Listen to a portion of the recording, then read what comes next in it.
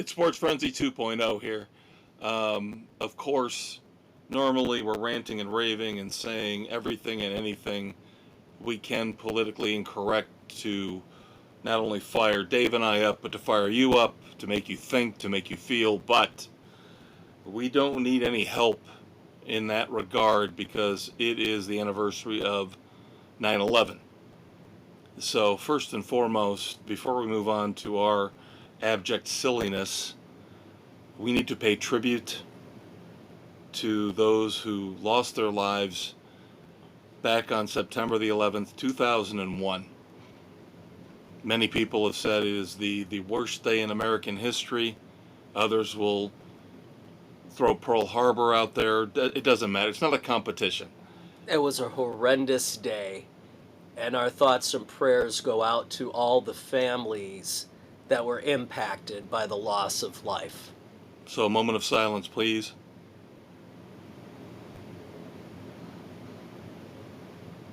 All right, so now we move on. Moving on to the ridiculous, the sublime, the stupid, the asinine. That's right, it's time to get politically incorrect with your favorite sports commentators. That's the maestro. No, I'm the maestro. You're the maestro, I'm the conquistador. I'm the conquistador, you're the maestro, not to be confused because you're the maestro and I'm the conquistador. You're not the conquistador, I'm not the maestro. Thank you for bailing me out on that, by the way, in a very funny way. Nick does that all the time because he and his brother Connor look alike, and Nick runs that whole back and forth to screw with people. Now, Connor was on the show, but Nick's never been on the show. No, tried to drag him out tonight, but no, it's Scrubs night. Oh, yeah, I know. So but he the only way with Mrs. his C mom. will let you out is because she's got the No, whole TV night with Nick. No, if he would have come over, she'd have been watching Grey's Anatomy. So there you go. So in the end, kids, I guess we're the alternative to Grey's Anatomy. And I'm proud of that. Damn Skippy. So, of course, we're into football season. It is now full bore into football season. So we will start off, as we will every week from here on out through the end of the year, with the NFL. Week 1 is in the books. And this was a historically bad week for offenses. Not necessarily overall, but just in general. And it was pretty sad watching some of these games. This was the worst week 1 in terms of passing performances since the turn of the century. Ouch. As on average, teams only put up 188 yards in passing in week 1. Ouch. Where, interestingly enough, we also had the second best opening week since the turn of the century when it comes to running backs and rushing yards. Now, of course, that includes quarterbacks as well. So, rushing yards, we were looking at 121 and a half on average per team, per game. So, all the complaining we'd heard the last couple years about the running backs being undervalued. Maybe not so much, especially through the first 4 weeks of the season when offenses have to get in sync because everybody ignores the preseason games. That's where I was going to go. Yeah, basically, we are looking at an extended preseason, which carries now into the regular season. Yeah. So September is now just going to be a throwaway. Yeah. And we want to add an extra game on now? But now we want to go 18 games? Come on. Stupid. But of course, record TV ratings across the board for the first weekend of the NFL.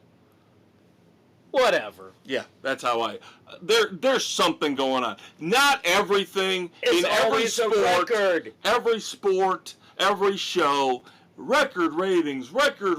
Come on. Somebody's lying to us somewhere with the record ratings everywhere. Yeah, it's getting a little old. Yeah. And we don't buy it. No. Because we're cynical here on Sports Frenzy 2.0. And believe you me, It's warranted. There's a lot of cynicism this week. A lot. And I will just give you a hint. I'm in a really bad mood. And that's different from most weeks, how? Yeah, it's different from 10% of weeks. Hey, I got a Bears win to celebrate. That's right, and we'll get to that as we recap the season here. Bears win against the Titans 24-17. Boy, that game did not look good early. No, it did not. The Bears' offense was offensive. Caleb was overthrowing, and he had a lot of passes batted down. And some of this falls, again, on a horrible interior on that offensive line. You do not allow the defensive linemen to jump up to bat balls. If they leave their feet, you're supposed to hammer them down. Where was the blocking? I mean, Nate Davis on that 19-yard loss was like a wet paper napkin. The defender just blew right by him to ruin that play. I mean, it was inexcusable. Well, and number one, you have been screaming all year that we need a better center. We need somebody in the middle to anchor that offensive line. And that 19-yard loss was the one play where I will say, okay, Caleb made a rookie mistake. He thought he could do too much, and it was a massive, tremendous error. Now, I'm not going to fault him for overthrowing the deep balls. That will come with time. You got to give the kid a break. Yeah, he's adjusting to the speed of actual gameplay. Preseason is not actual speed of the game. He will get better. He will learn. But that sack for the loss was a huge mistake. Yes, defense bailed him out. Cairo Santos bailed him out. Special teams bailed him out. But that's fine. It's a team. It's a team effort. And I hated the Bears' opening drives, their scripted plays. You're relying on Caleb to do too much in the passing game. You needed to establish the run earlier, more often early. And they abandoned that. And that did not help the situation either. And I think a lot of that goes back to what you alluded to a few minutes ago. That offensive line could be the absolute 100% weakness of this team. And they're going to have to overcome that somehow, some way. It has been for the last 10 years. They have done nothing to bolster that offensive line. Hey, but at least we got Velus Jones Jr. Oh, my God. That piece of garbage. And almost. How? The momentum, he lost any momentum we had, any hope we had. He sucked it right out of the building. Yeah, when he muffed the kick and kicked it to the Titans. And then you bring him back in as a running back to try and get his confidence up. You really trusted him to not fumble the ball. Miraculously, he didn't. But how is he still on this team? I don't understand the rotation with the running backs, by the way. I don't understand. God. When you have got Roschon Johnson and you have got Khalil Herbert, why were they going to Velus Jones if they didn't want to give the ball to DeAndre Swift? Herbert has established himself last year. Right. Johnson showed what he could do last year. Where the hell are they? This is absolutely pathetic. What does Velus Jones have on the upper office guys? It's weird. It's a very weird dynamic. It boggles my mind. I figured, okay, if you don't want to use DeAndre Swift, and that doesn't surprise me. You got Herbert and Johnson. Those two guys, like you said, have proven themselves, and you're going with Velus. I just don't get it. And I told you after watching Hard Knocks, that running back coaching staff sucks ass. They suck ass. They are idiots. They have no idea what the hell they're doing. And I told you, the front office is a little too invested in certain players You know, Bayless being one of them. They get emotionally attached, which you cannot do. And we saw it in Hard Knocks. And Jones was by far the one that everybody said, we've got to find a place for this guy on the team. Don't! He is an idiot. He cannot hold the ball. And again, we had a fourth-round pick on the table. Thank you. Yes. This is why Hard Knocks is interesting, is because you will get little kernels, little nuggets of information that you wouldn't get otherwise, and that's the one from the entire 5-episode run of the Bears on Hard Knocks that stood out to me. It was that we could have traded Velus Jones for a 4th-round pick and kept him. Stupid. And he immediately, in game 1, almost deflates single-handedly the entire team. And again, thank God for that defense. Thank God for that defense. Defense and special teams. Yep. Holy crap. This is Mr. Biles. Yep. Mr. Biles came through. That was a nice scoop and score. Yep. So Caleb Williams becomes the first #1 quarterback picked in the draft since 2002 to start opening week and win the opening week game since David Carr over 20 years ago. Wow. Now, nobody's saying Caleb Williams looked great. No, but did you see the reaction from the fans after the game? They did not bail on him. No, they didn't. They were all screaming for him when he was trying to go out through the tunnel. They wanted a piece of Caleb. Everybody knows he has the talent, the maturity, and the intelligence to turn things around and learn. One bad play. That's all he had. He did not turn the ball over, which nobody seems to be focusing on. Yeah, he did not turn the ball over at all. He had the one bad sack. Yeah, which is a hell of a lot better than you got from Will Levis with that horrible backhanded shuffle that was returned. Yeah, Will Levis, Tennessee fans must hate his ass right now. Because he single-handedly lost that game for Tennessee. Yep. With the struggles that the Bears offense was having, all they had to do, he had to take that ball, tuck it in, take the sack, punt the ball away, and force the Bears, inept Week 1 Bears offense to try to drive down and score a touchdown. Or a field goal, whatever they needed. Yeah. But instead, he got a little over-anxious and screwed up. I'm rooting for him this week, though. I'm rooting for him against those mighty New York Jets. Ugh. God. I watched every single second of that Monday night game and enjoyed it like I was eating an entire freaking gallon of ice cream with sprinkles and cherries on top and whipped cream and hot fudge, watching those vaunted great New York Jets shit the bed again. Yep, they are bad. Not that good. Defense, and I know I'm not ripping on you because I know you drafted their defense. Because I had to get a defense. That defense, all we hear is how great the Jets' defense is. Where was they it on don't turn display the ball over and they don't sack anybody. No, there's nothing there.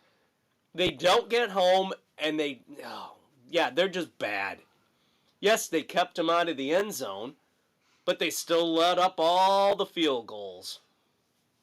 And then Aaron Rodgers had a couple nice plays, but he looked slow. He does not have the agility he had 2-3 years ago before the injury. Now, the thing working in their favor is they have got an absolute cake schedule for the next month. So don't be surprised. That was their toughest game. Don't be surprised if they go 4-1 now, because they're playing, like I said, Tennessee next week. Ugh. That's why I'm rooting for Will Levis now. Go Titans, go Titans, go Titans. Well, they had a good week, though, man. All three of our teams won. I know. All coming from behind. Jaguars drop the game down in South Florida, and yes, we'll get to the drama. Yeah. Behind the scenes. Actually, the Buccaneers had the easiest run of our teams. Yes. Yep. Jaguars had the lead late, like you mentioned. Dolphins came back, won. And you and I screwed up that pick. You and I thought Jaden Daniels would step up. He would be the one to win his debut as a rookie quarterback. Yeah, but no, did not look that great. Well, despite the fact Dan Quinn is the head coach and he's a defensive guy, he doesn't have the players on defense. No, there's no secondary. Baker Mayfield torched them for 4 touchdowns. Yeah, they do not have a secondary at all. But they've got problems on offense as well, because why, we've talked about this over the past couple of weeks, why, when you only have one top-level wide receiver in Terry McLaurin, do you not target him? Do you not try to find ways to get him open? Yeah, how about an end around once in a while? How about crossing routes? Yeah, I mean, they were literally, and I'm not exaggerating here, dozens of disappointing fantasy players this weekend. And McLaurin was right there at the top in terms of the most disappointing. Through no fault of his own. No, just he's the focal point of the defenses. But yes, the Buccaneers won 37-20. So Bucks 1-0, Dolphins 1-0, Bears 1-0. In other headlines across the NFL, injuries, of course, already coming into play. The Packers, Friday night on that terrible, awful, miserable field in Sao Paulo, Brazil. That was an ugly game, too. Yep. MCL sprain for Jordan Love. It looked like it could have been a lot worse. If you guys have not watched the video of this, watch it in slow-mo at the very end of the game. It looks His really knee bad. Looks like it pops. It does. Yeah, it does not look good, but somehow it's only a sprain and not a tear. Yep, so he's going to be out 3 to 4 weeks is what we're looking at here. Then the Sunday night game between the Rams and the Lions. Puka Nakua has a history of injuries going back to college. Injures his knee, which I guess he's had trouble with his knee in the past. Yep. So he's to the IR. He's going to miss at least 4 games. So your fantasy team... blow up. The Bears, Roma Dunze, winds up straining an MCL. Yep. I mean, not as bad as Jordan Love by accounts, but he's going to be week to week. Yep. A couple of tight ends. And the tight ends were miserable this week. My God! If they were targeted at all. This had to be the worst week in fantasy football history for tight ends. My God. I think I got 8 or 9 points out of Sam Laporta, and I was ecstatic. David Njoku, ankle injury, probably going to miss a week or 2 for the Browns. If Jake they're lucky. Ferguson, MCL, probably going to miss a week or 2 minimum for the Cowboys. But Travis Kelce, not Mark Andrews, I mean, Kyle Pitts actually caught a touchdown, so that probably made him the most effective tight end of the week. I know. That surprised me that he got a touchdown. It didn't help me in the win. I lost my matchup, but that's primarily because Joe Burrow didn't show up. Who's he throwing the ball to? That's the problem. That's the problem there, too. And it wouldn't have mattered if I played Brock Purdy because he wouldn't have given me enough points either. No, Brock Purdy had a nice, efficient, solid game, but no touchdowns. Yeah, so because it was all they yardage. couldn't get in the red zone. No, that was all about Jordan Mason. Jordan Mason, and again, fantasy football. How about that, kids? If you had Christian McCaffrey, the de facto #1 overall pick, you might as well bend over and get the Vaseline jar out because you are screwed. Now, can I tell you something? Because I Sure. texted you, what, 15 minutes before the start of the game, and I told you, in our league, Yeah. Nick was screwed. He had Christian McCaffrey, and I'm not going to text him No, and say, oh, that's Nick, not what we you do. better do something. He still won. Pathetically, somehow still won. With a 0 player in his starting lineup in week 1. Oh, my God. But I had him on another team. I had Christian McCaffrey on another team. And I went after I texted you at the last minute. Yeah. And I ran out and I moved McCaffrey to the IL. Yeah. And I picked up Jordan Mason. Won by 2 points. The greatest moment ever in the Maestro's fantasy football career. Nice. My Very God, nice. I have never been able to pull off a move like that. I was giddy. Oh my God. Now the other guy was probably like, what the fuck is this? So You never know. it would look like I was going to go 1-2 in my 3 teams. I went 2-1. I'm sorry. I just have to gloat on that one. No, that's It a hell wasn't of in a our move. league. It was not in our No, league. and if it was our league, it would be reason. And fantasy football karma is now going to bite me in the ass because I'm somewhere playing down the line.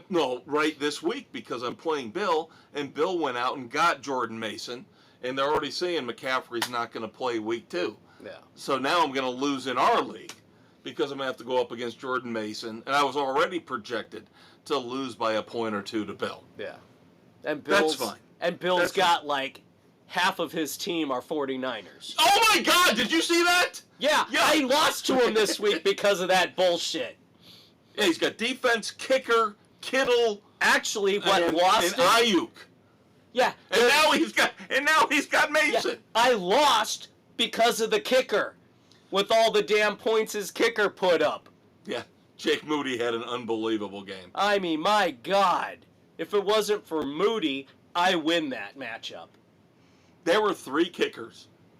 3 kickers this week that destroyed it. Moody, Boswell for the Steelers, kicked 6 field goals. Yeah. Because they couldn't get the ball in the end zone. And then my guy, Brandon Aubrey, for the Cowboys. I think he put up 22, 23 points for me. Yeah. Insane. Again, no production from the tight end spot. Nope. No production from the quarterback spot. But the kickers rule. The kickers show up. rule. Unbelievable. Kingdom of the planet of the kickers. I knew this was a year to draft a kicker. I think I'm pretty happy now getting ridiculed as we look. The board is still up. The board is still up here in the studio. Now, Jen and Doug jumped out and took kickers early. They took Yes, they did. Tucker and Butker. And I took Aubrey third a couple rounds later, and I was getting the stink eye from all the geniuses. Nick and Aaron are, a kicker? Really? This early? Oh. Yeah, suck it! Suck it! Aaron, you're in last place. Suck it! Don't ridicule the maestro. Dak Prescott, my backup quarterback, by the way, looking a lot more secure in his position. Even though he didn't put up a great fantasy game, but that's okay. I didn't start him. $60 million a year. That's the new benchmark. Yep. What has he done to earn that amount of money? He won 1 playoff game, maybe 2? Dumb beyond belief. Well, I guess this shoots down the conspiracy theory that Jerry's going to draft Shador. Yes. Yes, you're right. Yep. Who needs to grow up a hell of a lot if he thinks he's going to play at the next level. Yeah. Yeah, well, we'll get to college football later. But you're right. This definitely says ixnay on the whole Deion Sanders and Shador Sanders to the Cowboys rumors. Now it gets interesting. Who is going to be the team that is going to take on that burden? Depending how it goes, you could be looking at Cleveland. Oh my God. I heard them talking last night on the radio about the dead cap money the Browns would have to take on. Oh, it's ridiculously bad. Yeah. They are. That's what they get for fully guaranteeing that money. Going back to Dak Prescott. Do you realize, okay, he's got a 4-year, $240 million deal, as you mentioned, $60 million guaranteed. Or $60 million per year. The guaranteed money is what I want to talk about. He got $231 million guaranteed. $1 more than Deshaun Watson. Yeah. Are you that fucking stupid, Jerry? Do you not see what's happening in Cleveland? You better be damn sure you keep him upright for the next 4 years. Because of that entire $231 million out of $240 million, it's almost fully guaranteed. Yeah. Stupidity.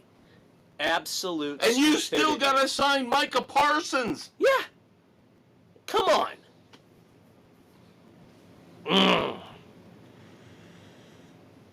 So, I don't know how many of you people out there watched the late game. Of course, they cleared the slate. Normally,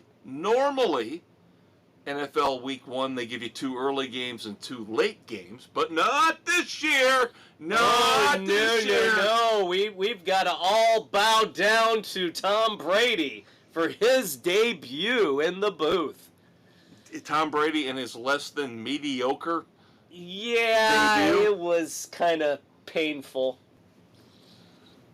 I wouldn't say it's the worst I've ever heard, but definitely not on Greg Olson's level. No. And even Olson's first game was better than that. Yeah, this is going to be interesting to see if he can grow. Troy Aikman needed some time. He did. He did. We'll see. But so far, the reviews, not good for Week 1 for Tom Brady in the booth. And this, we talk about the players on the field giving Tom Brady the money they gave him without even listening to him? Yes. That's insane. Seriously? That's insane. Now, the story we didn't really talk about last week, which you had the scoop on.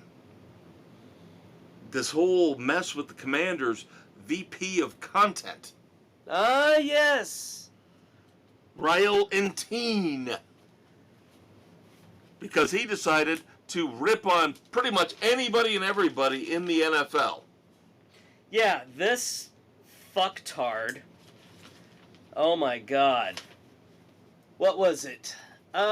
Here we go.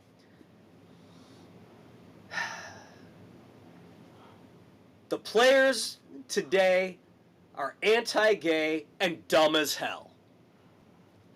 Jerry Jones is a racist and anti-gay. He really runs the NFL. He hates gays and black people. Goodell is a $50 million puppet. And most fans are high school educated alcoholic mouth breathers. These are just some of the highlights that this asshole is caught on tape spouting. Now, some people have said, was this right? Was this fair? Because it was kind of a sting operation from what I've heard. And that they sent out, this media group sent out a woman to date him and record the conversation. It's a British company, a British news agency that does this regularly. So there you go. The Commanders just can't get away from this shit, can they? No, they can't get out of their own way. It doesn't matter if Snyder's owning the team, the current owners, it doesn't matter. It's a toxic environment, and it unfortunately probably always will be. I mean, it's just a lasting legacy. And then, of course, let's stick with the negative. Your buddy and mine, coming off one of the worst performances ever opening weekend for a big-time NFL quarterback, Deshaun Watson. Another lawsuit has now popped up. What is it with this guy and wanting to get massages? I mean, he meets this woman, and she invites him for dinner. She's getting ready, finishing up. He's supposed to be in the living room watching TV. She comes out of the bathroom, and he's laying down naked on the bed asking for a massage. Seriously, dude, you have got fucking problems. Yeah, this goes back to 2020. Obviously, Dave read it. I read it. The details. This does not sound good. This guy is a fucking mess. He's a predator. Plain and simple. He's a sexually deviant predator. And this is going to be a theme throughout not only the sports edition, but into the weekend edition. Where, again, I'm in a shitty mood because of people like this.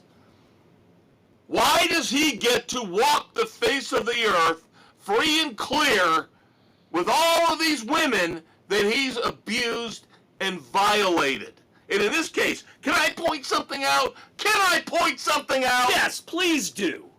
Because if, like Dave and I, you read the details of this latest lawsuit, what happened to the word rape? Why has the word rape all of a sudden been pulled disappeared out? Now it's all sexual assault. He raped this woman. If her account is accurate, he raped her. Let's call it what it is. Stop making everything politically fucking correct. Harvey Weinstein ain't the only douchebag when it comes to celebrities and athletes and people in Hollywood who raped people. Raped people. And you can't use cancel culture and take that word out. And where's the fucking hashtag #MeToo movement again? Where are you again? You show up conveniently when you want to. When it suits your own agenda. Where are you protecting the everyday woman instead of just your own celebrity sisters? It's a bunch of bullshit. And now, of course, the NFL says we're looking into it. Yeah, how about you bench his ass while you're looking into it? Here's my theory. My conspiracy theory.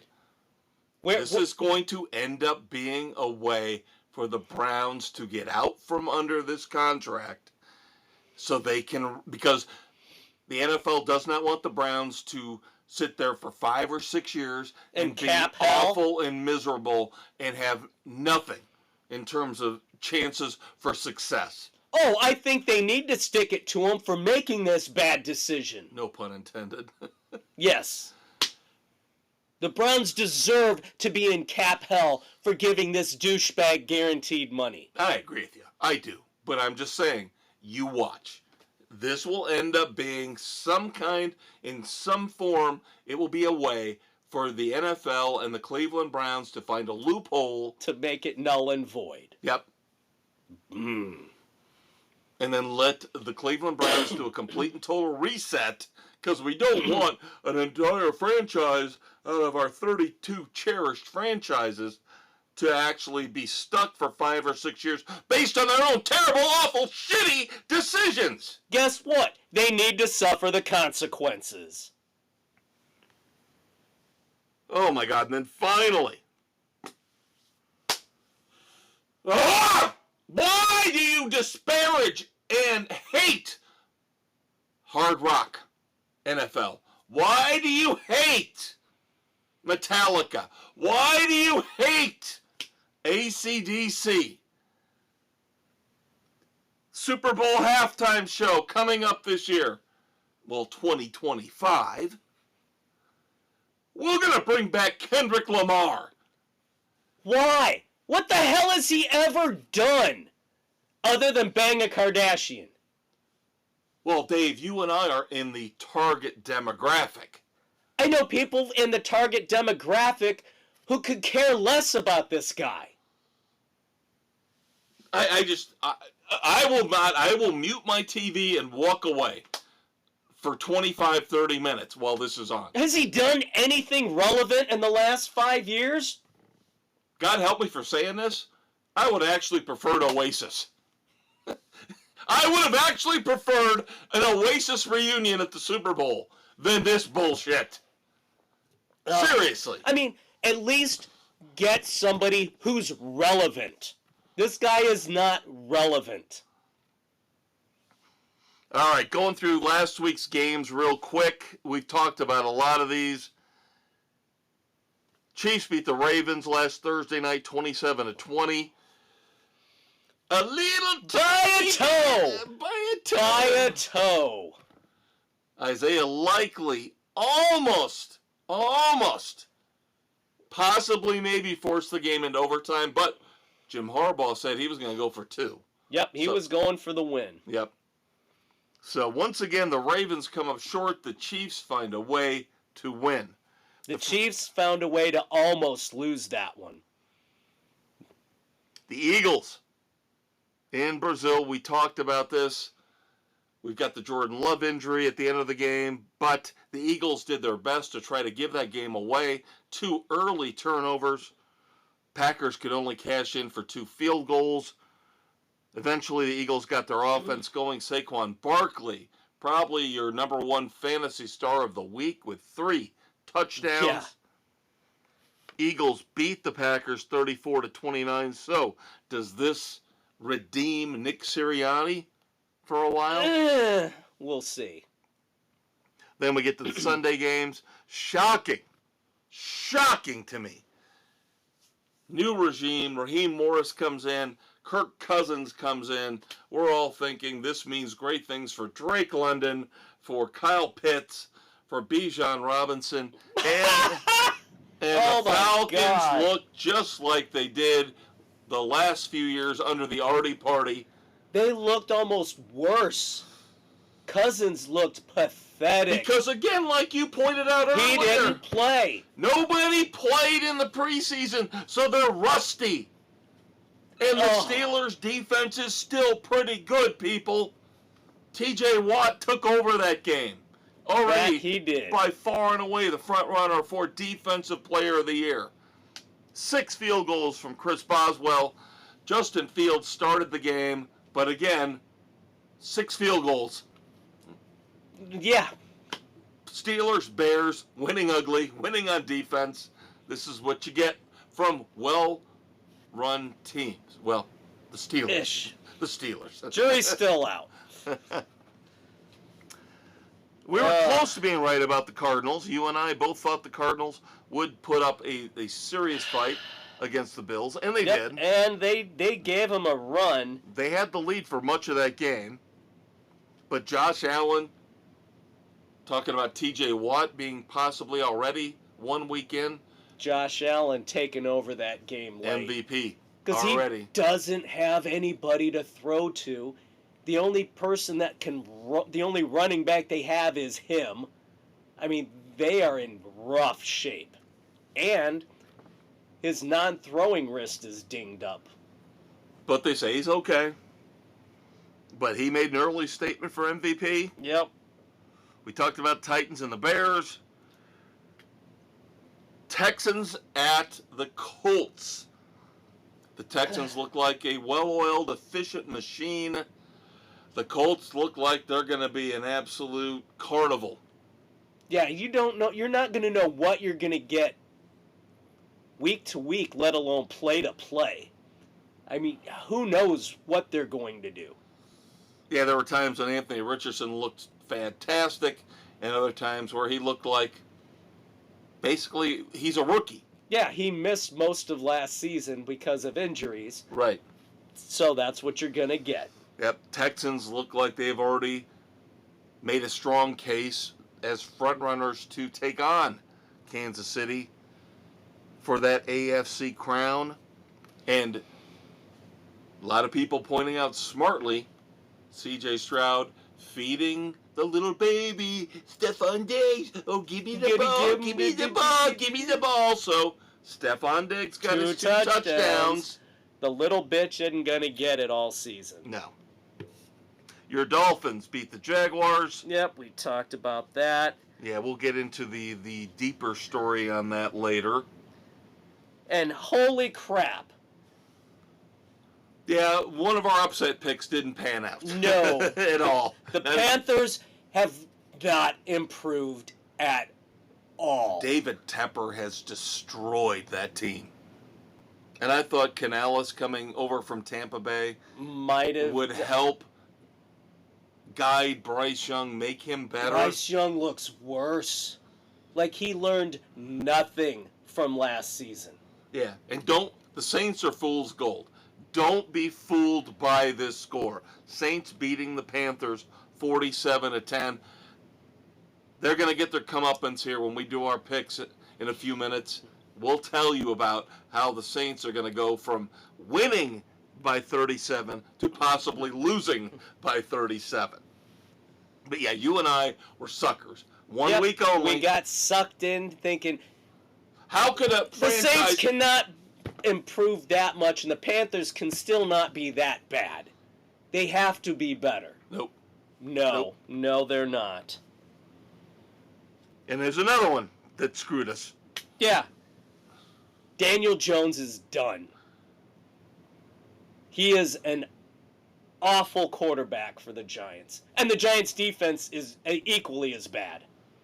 Yep, I did not think Sam Darnold would be able to go in to MetLife, and I thought the Giants would come back with a healthy quarterback, number one wide receiver, top 10 pick, Malik Neighbors.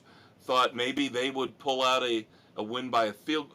Didn't even look competitive. No, not at all. 28-6, the Vikings go in and beat the Giants.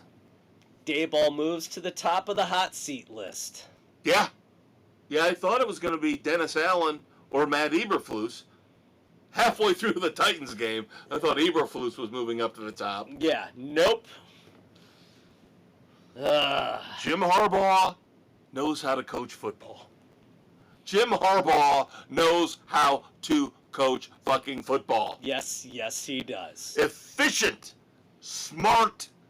The Chargers take out the Raiders 22-10. He finds a way to exactly what we expect. Play defense and run manage the football. The offense. Justin Herbert had a nice, efficient little game, not flashy. Nope. Run the ball, control the clock, and play shutdown defense. Yep. I'm telling you, I will not be surprised if later on this year the Chargers beat the Chiefs. Oh, would not shock me at all. Bo Nix in his debut. A little rough. The Broncos. 2 touchdowns, 2 picks. Little rough. Little rough. Again, he's growing into it. Yeah, you got to give these rookies some time. Jaden Daniels as well. Got to give him some time. We'll get to him in a second, but Seahawks beat the Broncos 26-20. There's something about the Seahawks I just can't buy into them. I know we picked them. Everybody picked them.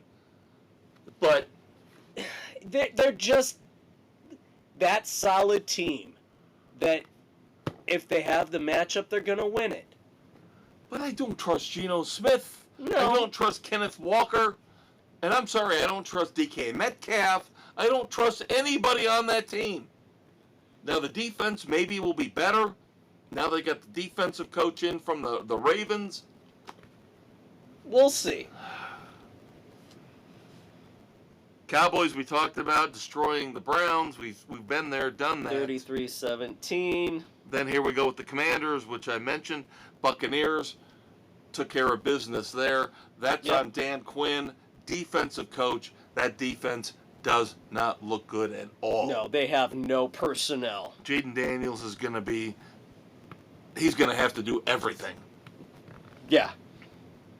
The Sunday night game was very entertaining, but how much did the Rams sustain in terms of injuries, offensive line injuries? We talked about Puka Nakua. Are the Rams going to be able to stay upright enough to sneak into the playoffs? That's the big question. Lions win 26-20 in overtime at Ford Field. And then, of course, the glorious Monday night game. Where the Jets lose. I hate the fucking Jets. I just want them to go down in flames. I hate Robert Saleh. I hate Aaron Rodgers, obviously.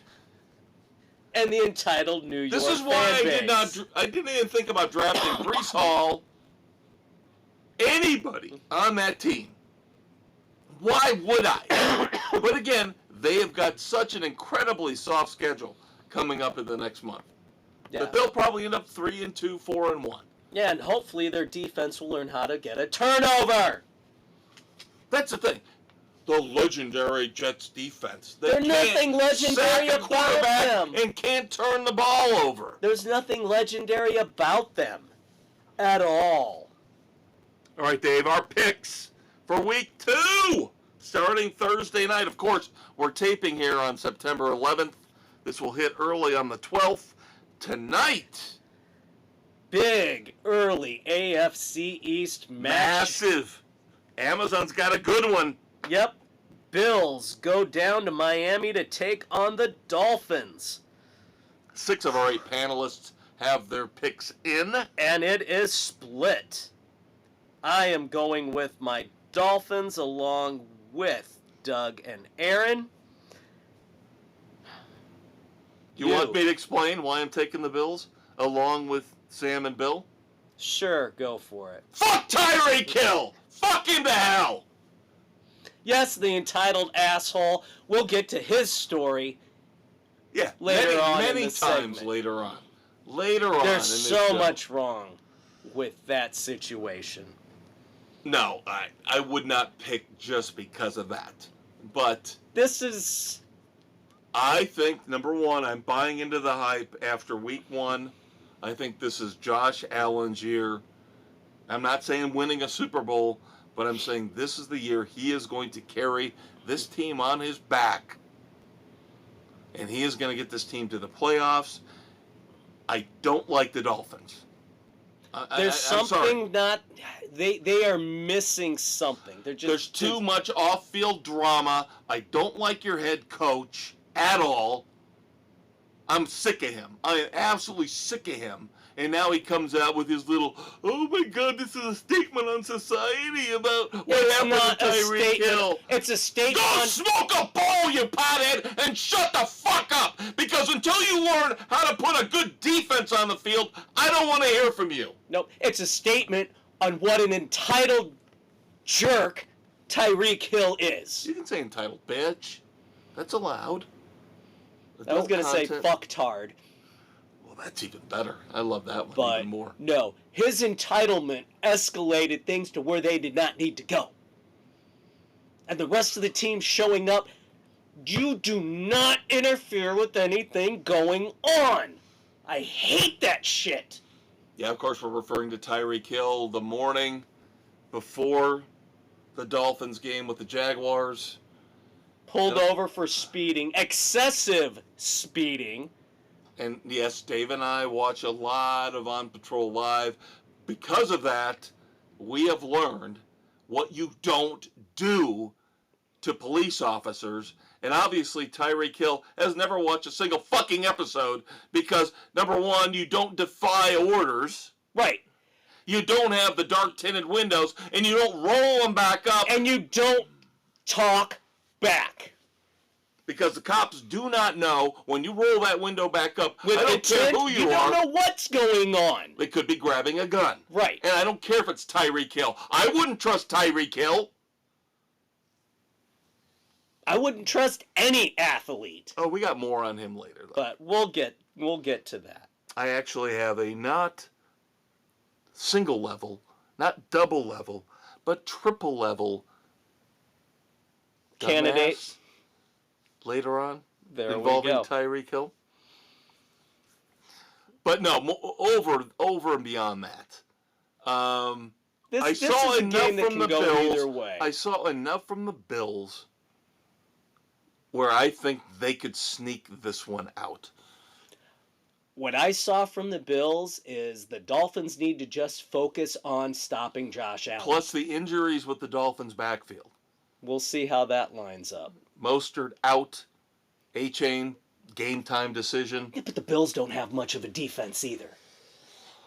Yeah, I know we've said that. But We'll there are two players still left on that Bills defense. So this is Von Miller, Greg Rousseau. From the U. Miller's playing on a leg and a half at this point. Father Time is going to catch up with him. All you got to do is shut down Tyreek Hill. That's all you got to do. We'll see. We'll see what happens. On Sunday, September the 15th, where I believe you and I will be at a concert. Yes, we will. Next week's weekend edition, we will have our review of Stone Temple Pilots Live and Soul Asylum. Dave and I are going to miss a lot of football here in the fall because of concerts. Three Sundays. 3 Sundays worth. Yeah. What the hell are we thinking? Rock and roll, baby. First and foremost. Saints at the Cowboys. Yeah. Nobody has any faith in the Saints beating up on the Panthers. They're not going to go into the Cowboys stadium, AT&T, and do anything. No. It's fool's gold. Fool's gold. Yep. So, Cowboys across the board. Very interesting here, though, how one injury, regardless of if it's a quarterback, impacts a game so much. Yep. The Indianapolis Colts go into Lambeau Field to play the Packers. And again, 6 of the 8 panelists we've got with their picks in, nobody believes that the Packers with their backup quarterback, Malik Willis, who they just recently acquired from the Titans after they ditched his ass. Yeah, no love for the Packers this week. Colts across the board. Another one across the board. Yeah, 49ers go up to play Minnesota. Yeah, Sam Darnold's going to have a completely different game against that Niners defense. Yep. Now, I will say this. I don't think it's going to be a blowout. I think it's like a 10, 12-point game. But, yeah, it's still going to be 49ers without a doubt. And the 49ers really, after I watched the efficiency of that game against the Jets and Brock Purdy, you can look at the numbers. He's a machine. You can look at the numbers and go, what's the big deal? What's the big deal? You don't understand the game of football if you didn't appreciate how wonderful his game was. He took what was given to him. There were at least 2 throws he made when the pocket was literally closing in on him. And he got the ball out in a beautiful, perfect spot. And that's what we hope Caleb Williams will do at some point. Yeah. We'll figure out how to throw that ball up when you're under pressure and drop it right into the receiver's lap. But Brock Purdy, now again, God help him, Dak Prescott's now set the market at $60 million. Yeah. And I'm sorry, people need to stop ragging on Brock Purdy because he was the last pick in the draft. He easily could have gone in the first couple rounds, and if he would have, we would not be having these conversations. Well, it's exposing a flaw. It's exposing a flaw in the scouting. Yes. In the NFL. If he slipped all that way back, Tom Brady, 6th-round pick. Tony Romo, undrafted. There are flaws in the NFL's scouting process. There is. And Brock Purdy just exposed it again. And he's going to get at least $60 million next year. Unless he gets hurt. God willing, he doesn't get hurt. Because I love watching him. He is smart, efficient, love watching him. He is just that solid quarterback you can hope for. He is this generation's Troy Aikman. He will not throw for 400 yards and 4 touchdowns. He doesn't need to. But under that game plan that Kyle Shanahan puts in, he does exactly what's expected, runs an efficient, tight offense. Seahawks at Patriots. God, I was tempted. God, I was tempted. I know, I was tempted to take the Patriots as well. Just can't do it. No, this will be a close game, though. I think this will be a close game, field goal game. I think Gerard Mayo has proven, even though it was just 1 week, on the road, that defense might be for real. Yeah.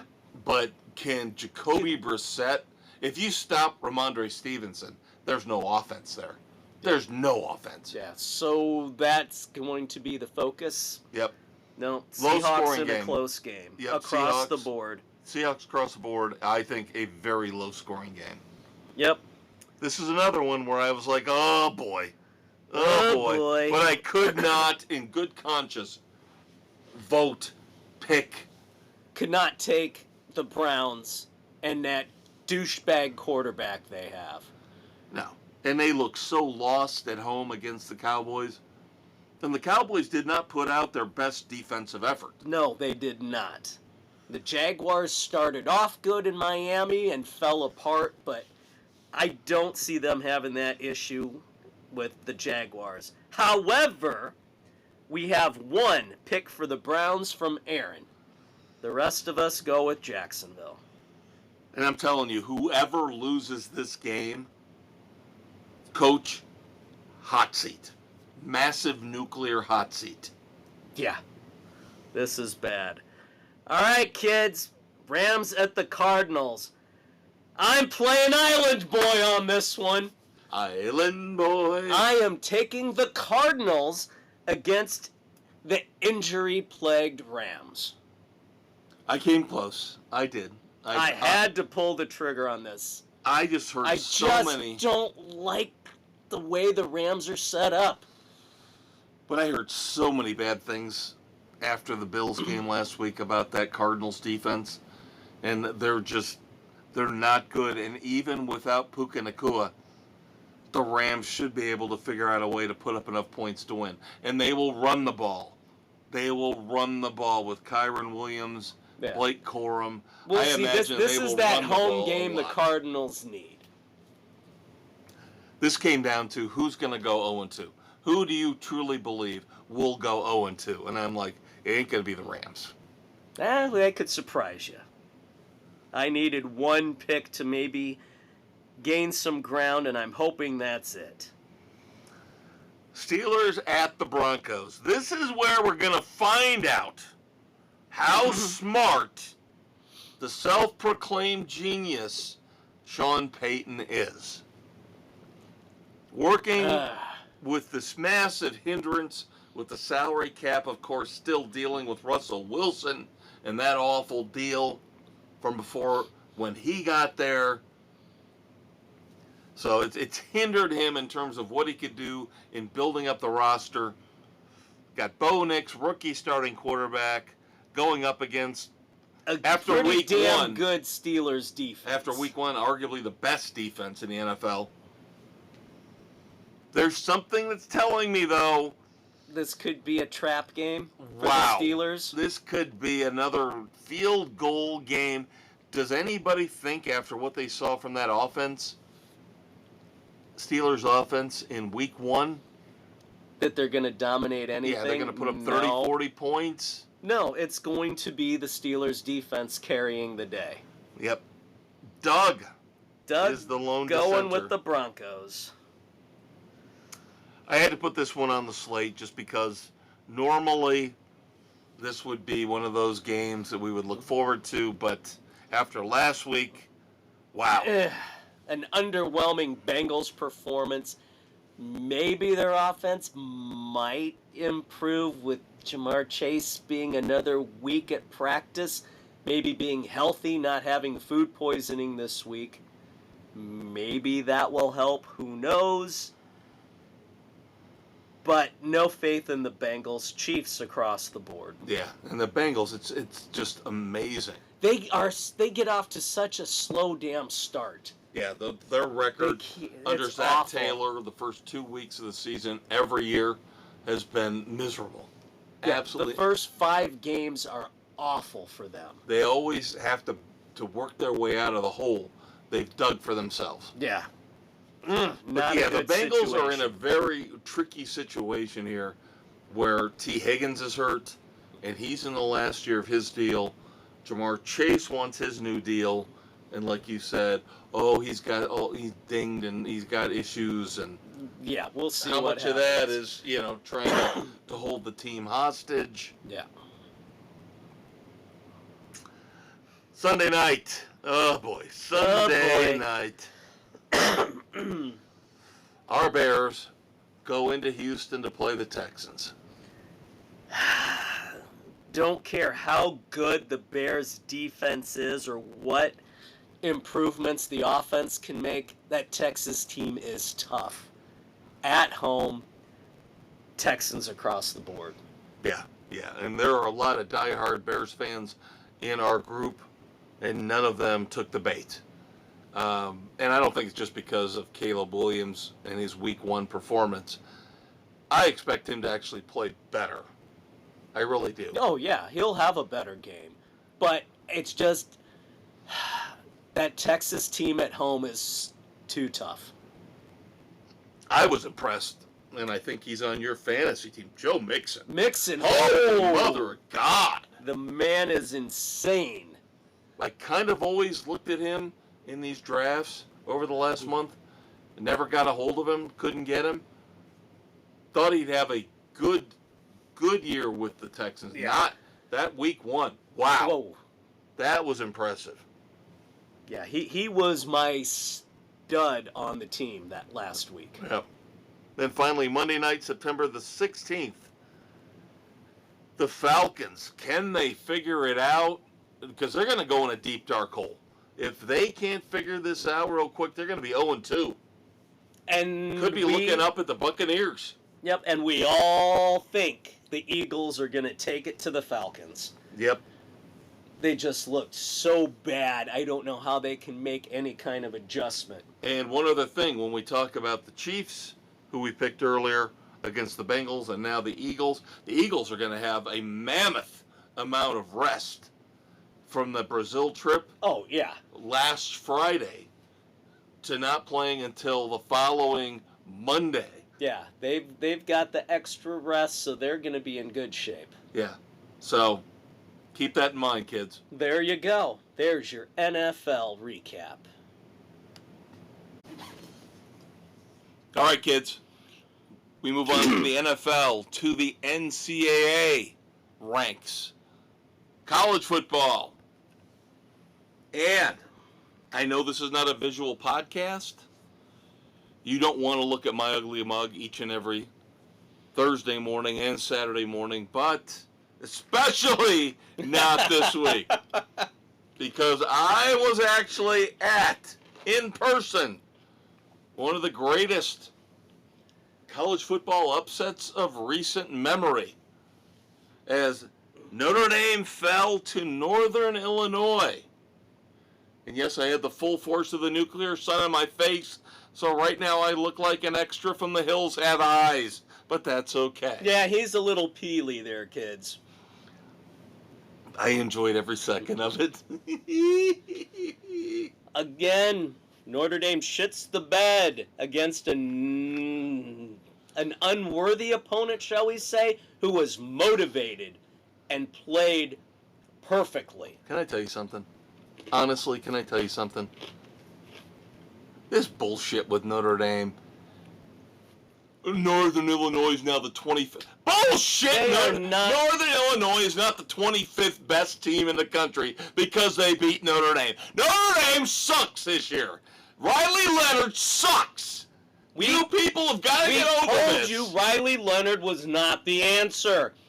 You've got two years in a row, Notre Dame's gone to the portal and gotten quarterbacks that are worthless. Sam Hartman was better. And he was bad. Riley Leonard is a joke. I'm sorry. He can't throw the ball over 10, 15 yards. And my God, what the hell are you doing late in the game with the lead? Run the ball. Run the ball.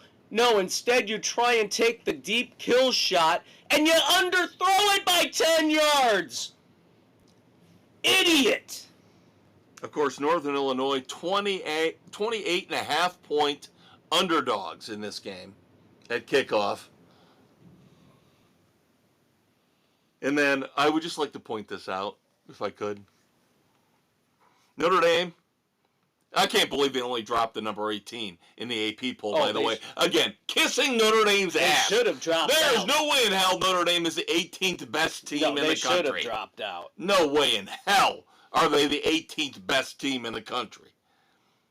They are one of only 5 schools. Of course, you and I used to call it D1. But of course now they call it FBS. Which is BS, but... Notre Dame is only one of only 5 FBS programs currently with 0 touchdown passes. And that is on Riley Leonard. His inability. And Marcus Freeman, we've got to learn how to handle success better. No, you need to get a damn quarterback. Maybe your redshirt freshman Carr needs to have a shot. The thing that Notre Dame does that drives me insane is that they overreact when they have one good year. Charlie Weiss, one good year. Let's give him a 10-year contract. Marcus Freeman, one good year. Let's give him a long-term deal. Why don't you just settle down and realize you're Notre Dame? If this guy doesn't work out and he doesn't want to stick around after 3 years, somebody else will come up. I don't understand what the panic moves are about with Notre Dame every time they find, the next great coach. How about we wait to see if they're going to be great? When was the last great coach? Last time I checked, that was what, late 80s with Lou Holtz? Yeah, the last time they won a national championship. The last coach who had them actually competitive. Our buddy Jamie, of course, I went to the game with him. Dave couldn't. Missed him greatly, missed him dearly, but he had a prior commitment. But they do this whole stupid... They've changed the game experience to the point where I hate it, by the way. Oh, the piped-in music with the damn speakers. Oh, and they got this one woman that comes in once a quarter and screams and yells, "Yes, yes, rowdy! Let's get loud and rowdy, and let's go to the DJ!" And they got the DJ in a little cage in the corner. It's pathetically bad. Oh, my God, it's awful! It's bad. But yeah, I told Jamie, I said I couldn't take it. This whole entire experience sucks balls. Even though I thanked him profusely for letting me. And of course, we sat around NIU fans. Somehow, he got tickets right around all the NIU fans. So they're screaming and yelling and ecstatic. And you have to give them props. Their team played better and earned it. Oh, my God. But I am cautiously optimistic about Miami Hurricanes. My Miami Hurricanes. Now up to number 10. Now up to number 10 in the AP poll, 2-0. They beat Florida A&M 56-9. And who do they play this weekend? Who do the Hurricanes play this weekend? Why are you looking at me like that? You don't know? No. Oh, God. Ball State. Oh, God. So, once again, Miami's padding the early schedule with the cupcakes. Of course, Dave graduated from Ball State. So. It's not a football school. It never has been and never will be. Well, if you want to feel better about this game, everybody's saying that Ball State will cover. That's what I'm seeing. Everybody thinks, Yeah, whatever. They only lose by 20 instead of 30, 35. Yeah, whatever. Plus, it's down in Miami, so. Yeah, forget it. The humidity. The humidity will get to them. Yep. Oh, Dave, I know you're going to love this. I know you're going to love this. Former Michigan Stars Braylon Edwards and Denard Robinson, 2 others involved. I wanted to put them in the Dumbass of the Week segment. I'm sorry, I didn't know that. No, I have them listed for this too. I wanted to. I am so sick of these fucktard former players thinking that they can now try and cash in on NLI deals and sue their way to riches. You morons don't get it. Deal with the time frame that you played in, under the rules you played by. Just because you couldn't hack it long term in the NFL, just because you invested poorly and blew all your money stupidly, We'll talk more about that later. Does not give you the right to pull this shit. Yeah, of course. Suck it up. Of course, these 4 Michigan stars suing the NCAA and the Big Ten Network for over $50 million for NIL violations because they're using their image, their name, and their likeness and not reimbursing them. Here's my question. When is the estate of Newt Rockne going to sue Notre Dame? For using him at everything? Yeah. We're going to go, and fight. Yeah. Seriously, I'm not joking here. You could literally, everybody could sue everybody. When you play for the school, sorry, you lose the rights to that shit. Well, the coaches probably have a different contract. Potentially. But yeah. Just don't be assholes. This is ridiculous. That's one of the problems with our society is everything is so litigious. Everybody's looking for the easy way out. Nobody takes responsibility. Nope. Now, personally for us, a little bit of interesting kind of good news. USC retires number 13, which of course is our man, Caleb Williams. Kind of intriguing. And then on a sour note, because Dave and I hate the new system like poison, and this kind of bears it out, in the current AP poll, 6 of the top 7 teams are in the SEC. That has never happened in the history of the poll. In fact, no conference has ever had 5 teams in the top 7, well, when let you alone have 6. 40 teams in your conference, no, it's pathetic. Absolutely pathetic. They're manipulating things the way they want it. So, one other piece. The reason sports betting is off the rails and should never have been allowed to take off like it did. Auburn's quarterback, Peyton Thorne, receives messages via Venmo from bettors who have lost on his games asking for money to be reimbursed.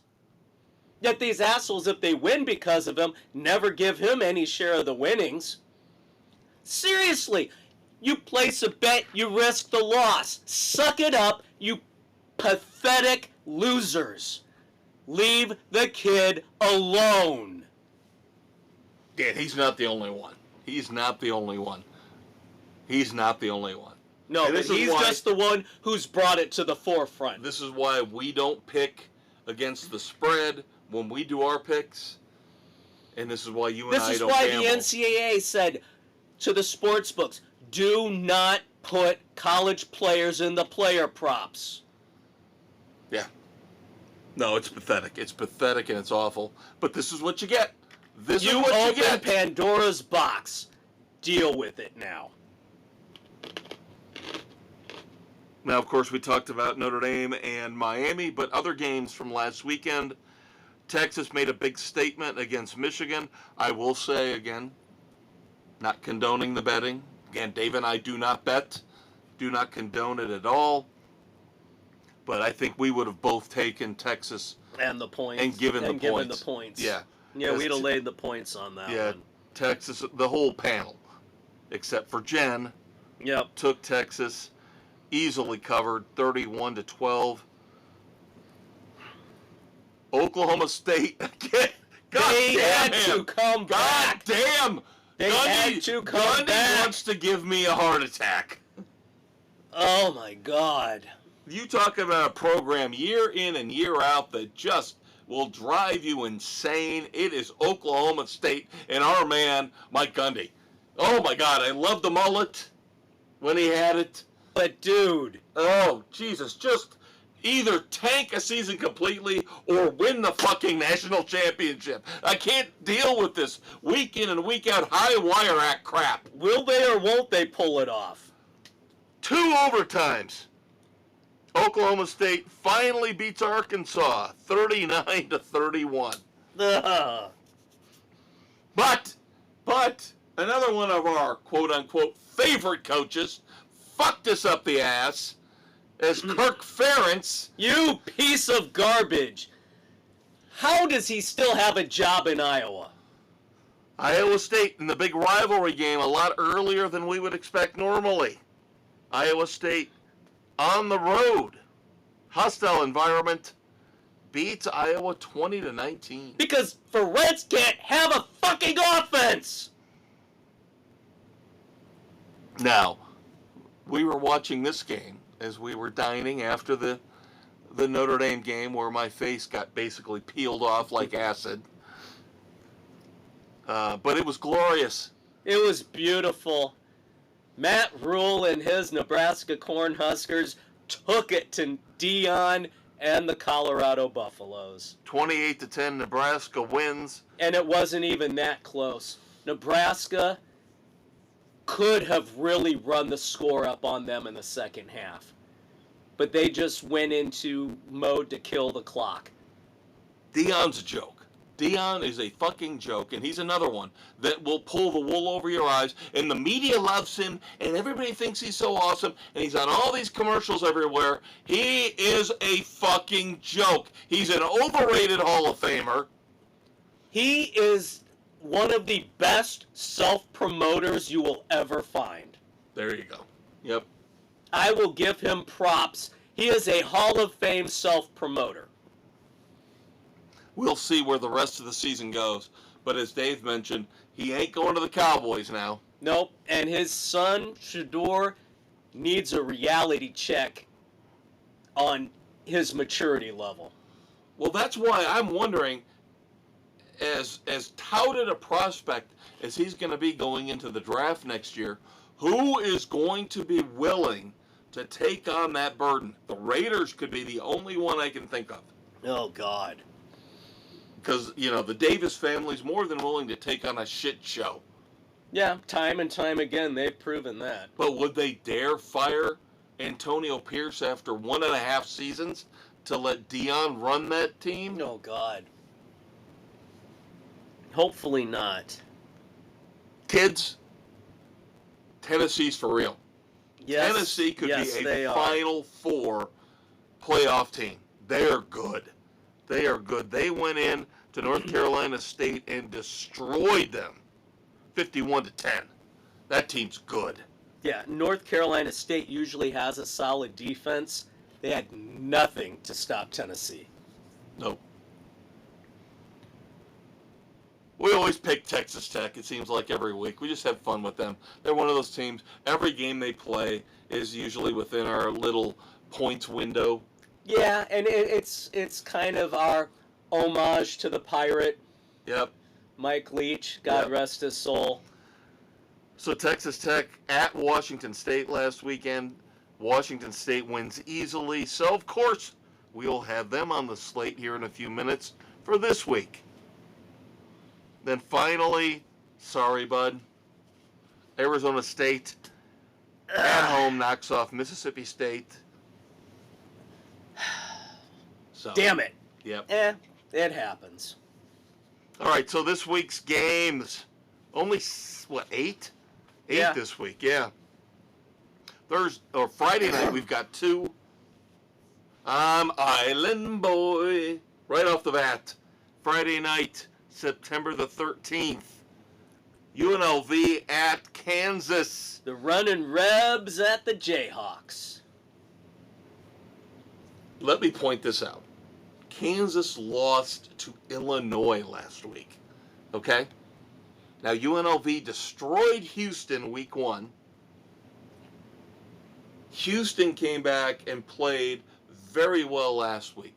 So I'm looking at this like UNLV is a hell of a lot better. You're overthinking it, aren't you? No, I'm not overthinking it. You're overthinking it. Kansas is back to where they should be, where they have always been. Back to the cesspool, back to the bottom of the barrel, where the running Rabs They will come have a home dynamic to right the offense. ship. I am on an island. You are. I will take UNLV on the road at Kansas. And we're staying in the state of Kansas Yes. for our only ranked matchup this week on our slate. Number 20, Arizona goes to play at number 14, Kansas State.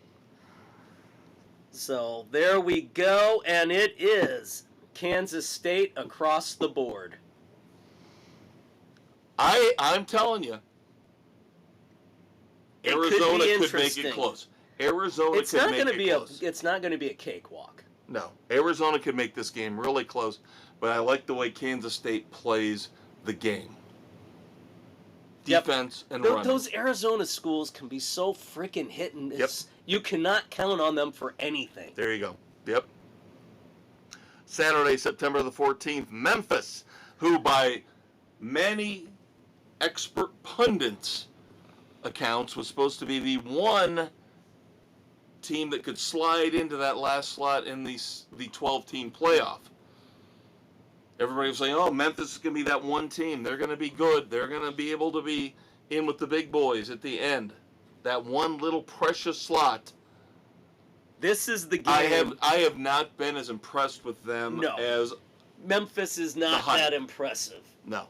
And Florida State's not going 0-3. No, especially at home, it's not going to happen. Doug thinks it will, though. Yep, Doug is island boy with this, taking Memphis. All right, another rivalry game a little bit earlier than we're used to seeing it. Washington State at Washington. Of course, this used to be a big Pac-12 rivalry. But now this is, Pac-2 versus Big Ten? Yeah. Ugh. Get used to that, kids. Crazy stuff. Now, we mentioned earlier, looking back at last week, we had Washington State at home dismantling Texas Tech. I don't think Washington now, with the regime change, is the same. Of course, DeBoer went to Alabama. Yep, they got a new coach. They lost a lot of seniors off of that team last year. So, you and I taking Washington State with the rest of the panel going with Washington. All right. West Virginia at Pittsburgh. Regional rivalry. Not necessarily, of course. This is a Big 12 versus ACC matchup.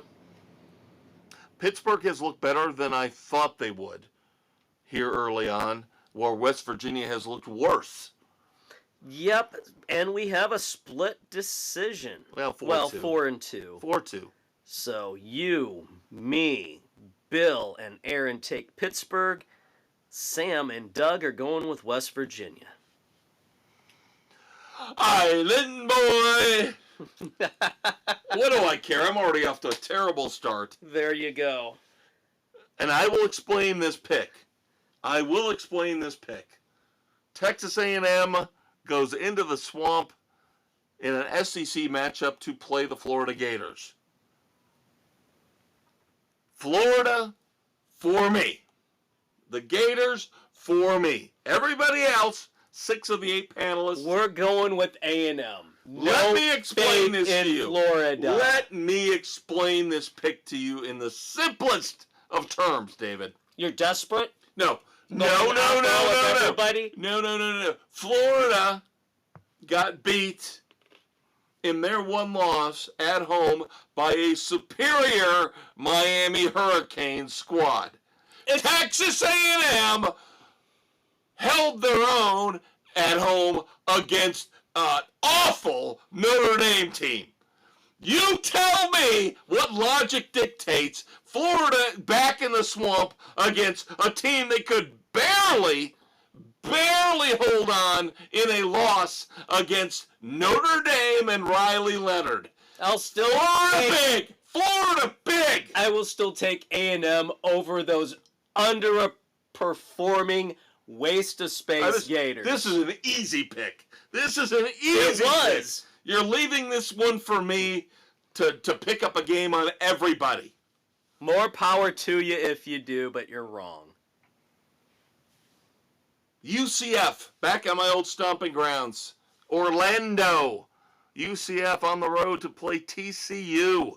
This was a coin toss game. I literally flipped the coin heads or tails. That's how I came up with TCU.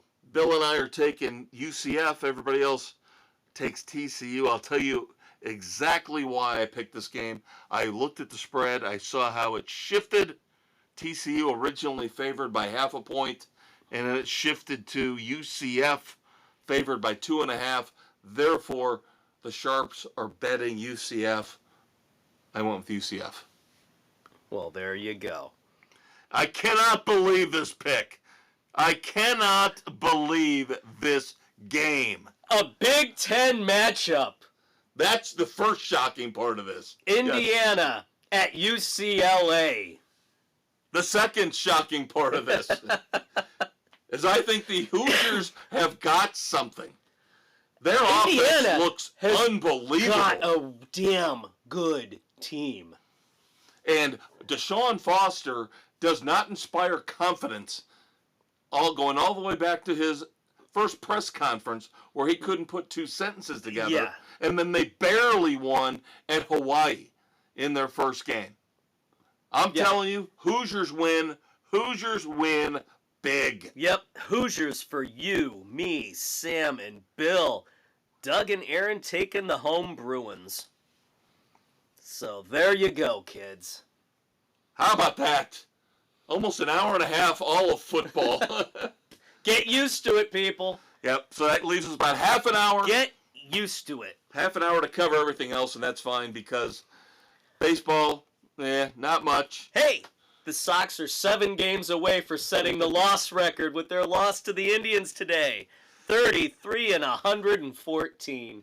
They're only 51.5 behind the Indians. They're only 81 games under 500. And, of course, my Cubs driving me absolutely insane. Just when I thought, sayonara, give up on them, they have impressed me the last 2 games on the West Coast against the Dodgers. Yeah, and now they're going to shit the bed for the next week. Shut up, That's Dave. what they do. No, they get through this Dodgers run tonight. They're going into a cocoon. Their schedule is easy. The only tough team, the only team over 500 they play the rest of September is the Phillies. Yeah, that's what they did to you a couple of weeks ago, getting your hopes up. Well, the problem is they got to hope for the Braves and the Mets to choke, and that's not going to happen. Yeah. The Mets today. Oh, my God. The only reason I'm watching this game is because it affects the Cubs.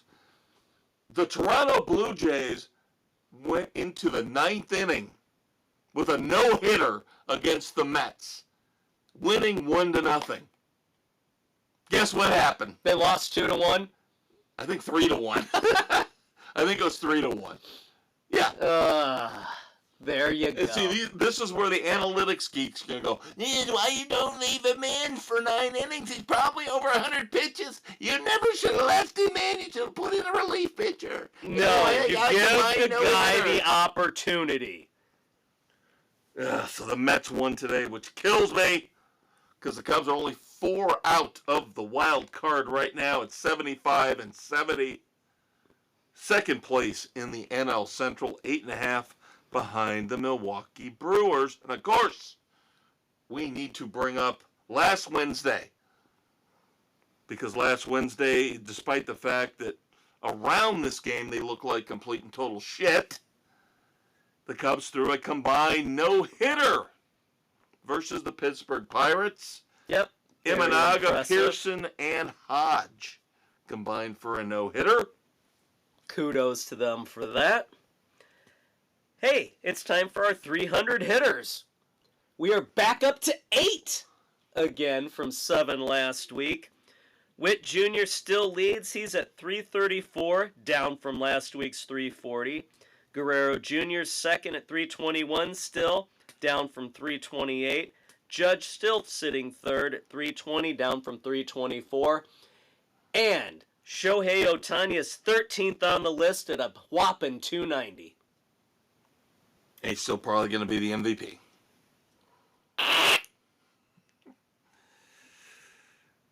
My man Kyle Schwarber, congrats. Love Kyle Schwarber. You guys know I wish he would never have left the Cubs. Sets a new Major League Baseball record last night. 14th leadoff home run in a season. That's damn impressive. Kyle Schwarber's awesome. Now he's dinged up right now, so we'll see. Yep, hurt his elbow diving back to first on a throw over. Who's throwing over on Schwarber? Seriously. But I tell you what, I like the Phillies to win this whole thing this year. I do. They're clicking. They've got a good team. I mean, you've got Harper, Turner, Schwarber, Castellanos, JT Realmuto. I mean, five all-stars in that lineup. Yeah. Not counting your rotation with Zach Wheeler. Come on. And Aaron Nola. Come on. Yeah. And they've gelled together. Yeah. And, of course, I am rooting for anybody who will face the Dodgers. Yeah, down with the Dodgers. Our thoughts go out to a man who, like us, loves his beer. Drank a lot of beer in his day. Was one of the greatest hitters, and I would almost want to give our weekly look at our top 300 hitters a tribute to him. That would be one Wade Boggs. Wade Boggs dealing with prostate cancer right now. And love him or hate him, he was one of the best hitters we have seen in the last 40 years in baseball. Yeah, for Best sure. pure hitters. Wasn't going to jack a home run out very often, but you needed a base hit like Tony Gwynn. He was like that guy who would always get 3 hits a game. He would be on base. He would set the table for the power hitters, which, of course, that's all out the window now because of this shitty analytics Swing garbage. for the fences. Swing for the fences. And we're going to talk a lot about, for the rest of the show, about agents. Oh, God, I hate agents. But here, I guess we have to say Scott Boras got to win. Scott Boras got to win despite the fact that He's what, 1 for 5? Jordan Montgomery hates him because, he said he screwed him over with his deal. But Matt Chapman, the San Francisco Giants, renegotiate his deal. Matt Chapman gets a 6-year, $151 million extension starting next year, which will carry him through the 2030 season. And yes, he is a Scott Boras client. But that's still less than what they were trying to get him this past offseason. We'll see what happens with Blake Snell. Cody Bellinger. Yep. What, J.D. Martinez is another one of his. Yeah. So right now he's 1 for 5. In basketball, silly, stupid, crazy money still going around in the NBA. Jamal Murray of the Denver Nuggets gets a 4-year, $208 million extension. Yes, kids, do your math at home. Money. That is $52 million a year. Dumb money. Good news in college basketball. It looks like UConn for right now will not be moving to the Big 12, so that will save the bacon of the Big East for right now and keep them a viable, solid, at least in Why terms of would- basketball conference. They are one of the best basketball conferences of all time. If UConn goes to the Big 12, think of what the Big 12 will look like, though, with Kansas and I UConn both. Why would you want to do that to yourself? Why would any of these schools do what they're doing? Why did you see the Pac-12 disintegrate? Why is USC and UCLA go to the Big 10? That makes no sense whatsoever, because it's all about the almighty dollar. And it can't be that much. It must have been. It's It must gotta have be been. stupid. Why you put yourself in those situations? Ugh. And then finally, WNBA. I am not watching the WNBA as much as I was. Obviously, football up and running now. So you only Sorry. got one game in? I don't know if I watched any this week. Ah. But I guess by default, Caitlin Clark will now win Rookie of the Year in the WNBA because Angel Reese done for the year with a wrist injury, which Yep. will require surgery. Yep. Hate to see that for her. Yeah, because despite She's- the fact that I thought she had a massive attitude problem She at is LSU. a hell of a player. Yeah, I'm just looking back at what she did at LSU. When she came into Chicago with the Sky, she is, obviously, we've talked about the record she set. She is like the Dennis Rodman.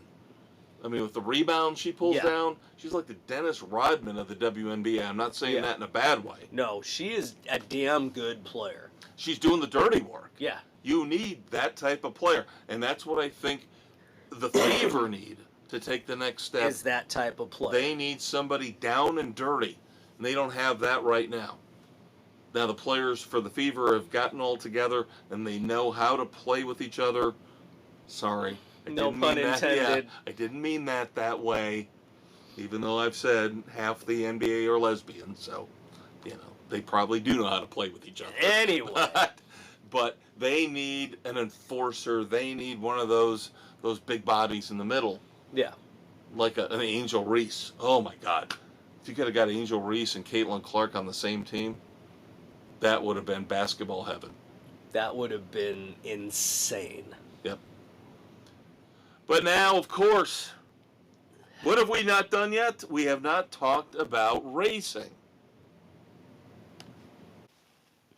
All right, and that racing discussion takes place now on Spotify. Good Pods! Good pod! New to the lineup. Pocket Cast, Apple, Overcast, Castbox, Amazon, Audible, and iHeart Sports Frenzy, baby! And that, of course, is still iHeartRadio. Don't forget to check out the Facebook page as well. Don't forget Saturday morning, your weekend hangover cure. We will be reviewing this week The Watchers, as well as the new album from the Cold Stairs, The Southern. So, lots to look forward to on the weekend edition. I am going to go off on a couple rants. Trust No. me. Yes. I got a big rant about Dave Grohl. So do I. So, that is something to look for. That is going to be a big That rock and roll is. topic of discussion on the weekend edition. But, as Dave mentioned, we have to move on to racing here on the sports edition. Of course, dropping every Thursday morning on all those platforms that Dave just mentioned. Yep, so we have race 1 of the NASCAR Cup Chase. The round of 16 opens up at Atlanta. Very odd, interesting race. Teammates end up helping each other out. Yeah, all throughout. It was just kind of nutsy cuckoo. Well, Penske seems to have this playoff thing down over the last few years because, of course, go 2 years back, Logano won. Yep. Last year, true. Blaney won. And this year, you get Logano winning in Atlanta. Blaney overcomes a mess with Chris Buescher. Yep, almost completely taken out. Thankfully for us, our Selfishly, pick, yeah. selfishly, it was only cosmetic damage.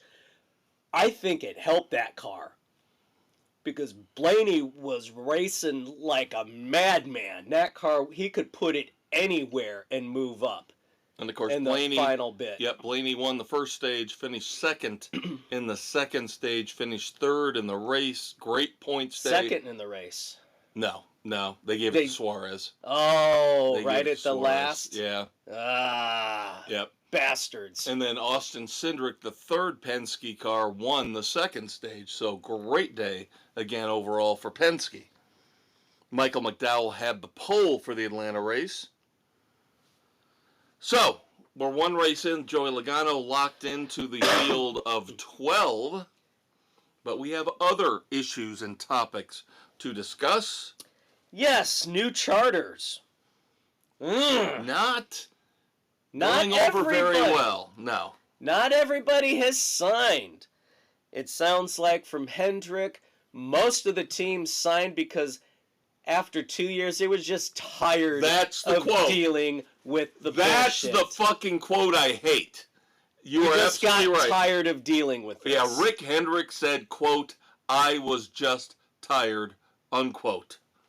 And then Justin Marks, of course, Trackhouse Racing, basically implied that we were over a barrel. We had to take the deal because NASCAR was not going to budge another inch. And he said basically this was not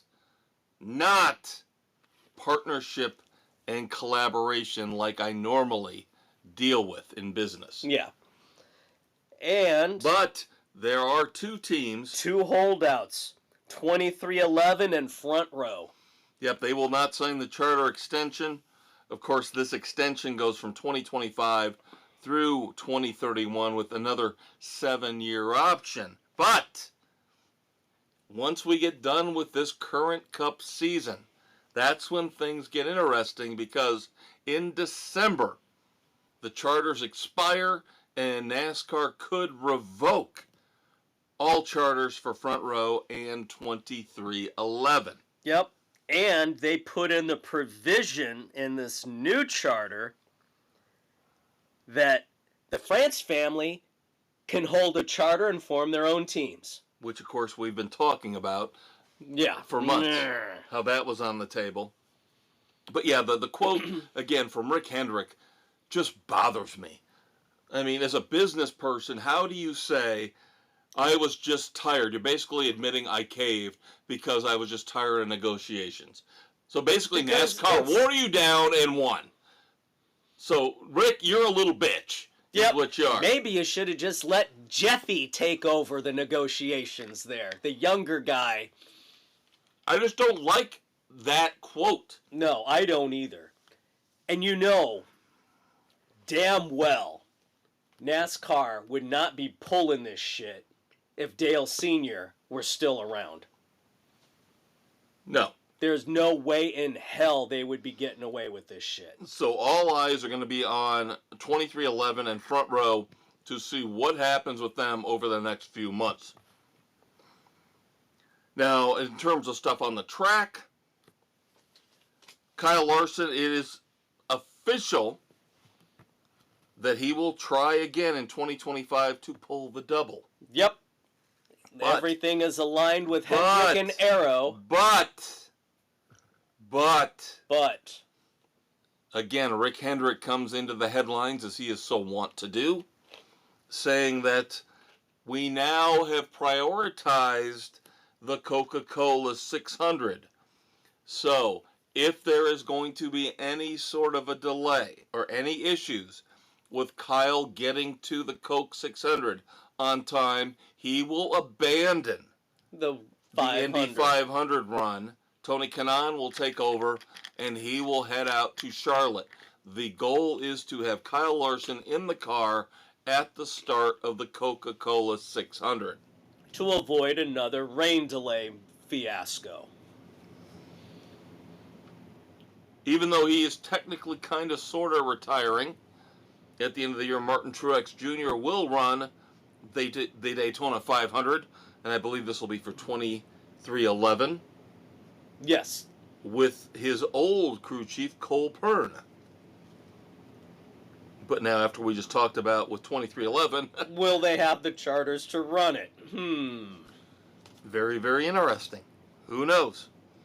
Now, Roush Fenway Keselowski, I don't know if I like this at all, are adding a third car. They can't get too competitive. What is a third car going to do for them? And especially considering who they're going to bring in for their third car. The last stray from Stewart Haas Racing, Ryan Preece. Oh. And Kroger supposedly going to do a cross sponsorship among all three cars. Oh my. So Kroger putting a lot of money. Kroger's really ponying up. Into Damn. RFK Racing. I just don't like, there's got to be a better driver out there available than Ryan Preece. Come on. I just have problems with him. He has never proven anything to me on the top level. Never. No. He's just one of those guys that's going to just ride. But then somebody, oh, look at Harrison Burton, and look, he just won a race, so why don't you give him a chance? No! If I was running a team, not with my money. I can find better. Hell, I'd bring Justin Allgaier back first. That's just me. All right, Dave, are we ready to talk about playoff race number 2? Sure, why not? Interesting little twist here for one and one time only in the playoffs. Couple road courses this year in the playoffs. Yep. And now we have dropped Watkins Glen in as the second playoff race this Sunday. Let's go bowling. Go bowling at the Glens this Sunday, September the 15th, 2024 at Watkins Glen. Storied road course. Thought we might have a shot at 8 different picks, but alas and alack, we do have one duplicate. Yep. So we have Jen and Aaron both going with Kyle Larson. Unfortunately, of course, Jen not eligible for the Frenzy Cup title. Nope, she's just looking for wins. And how about Doug last week, by the way? How about Doug? Doug is the other driver in our panel, not eligible to win the Frenzy Cup. But we keep these guys interested, guys and gals, if they do not make the playoffs, by saying that if they win more races in the final 10 races than any of the other panelists, we will buy them a 6-pack of premium beer. Their choice. Doug! Again, confusing the issue as he always does. Picked Brad Keselowski. Then he sent me another email later on in the week saying he wanted Joey Logano. And then I asked him for clarification. Who do you want?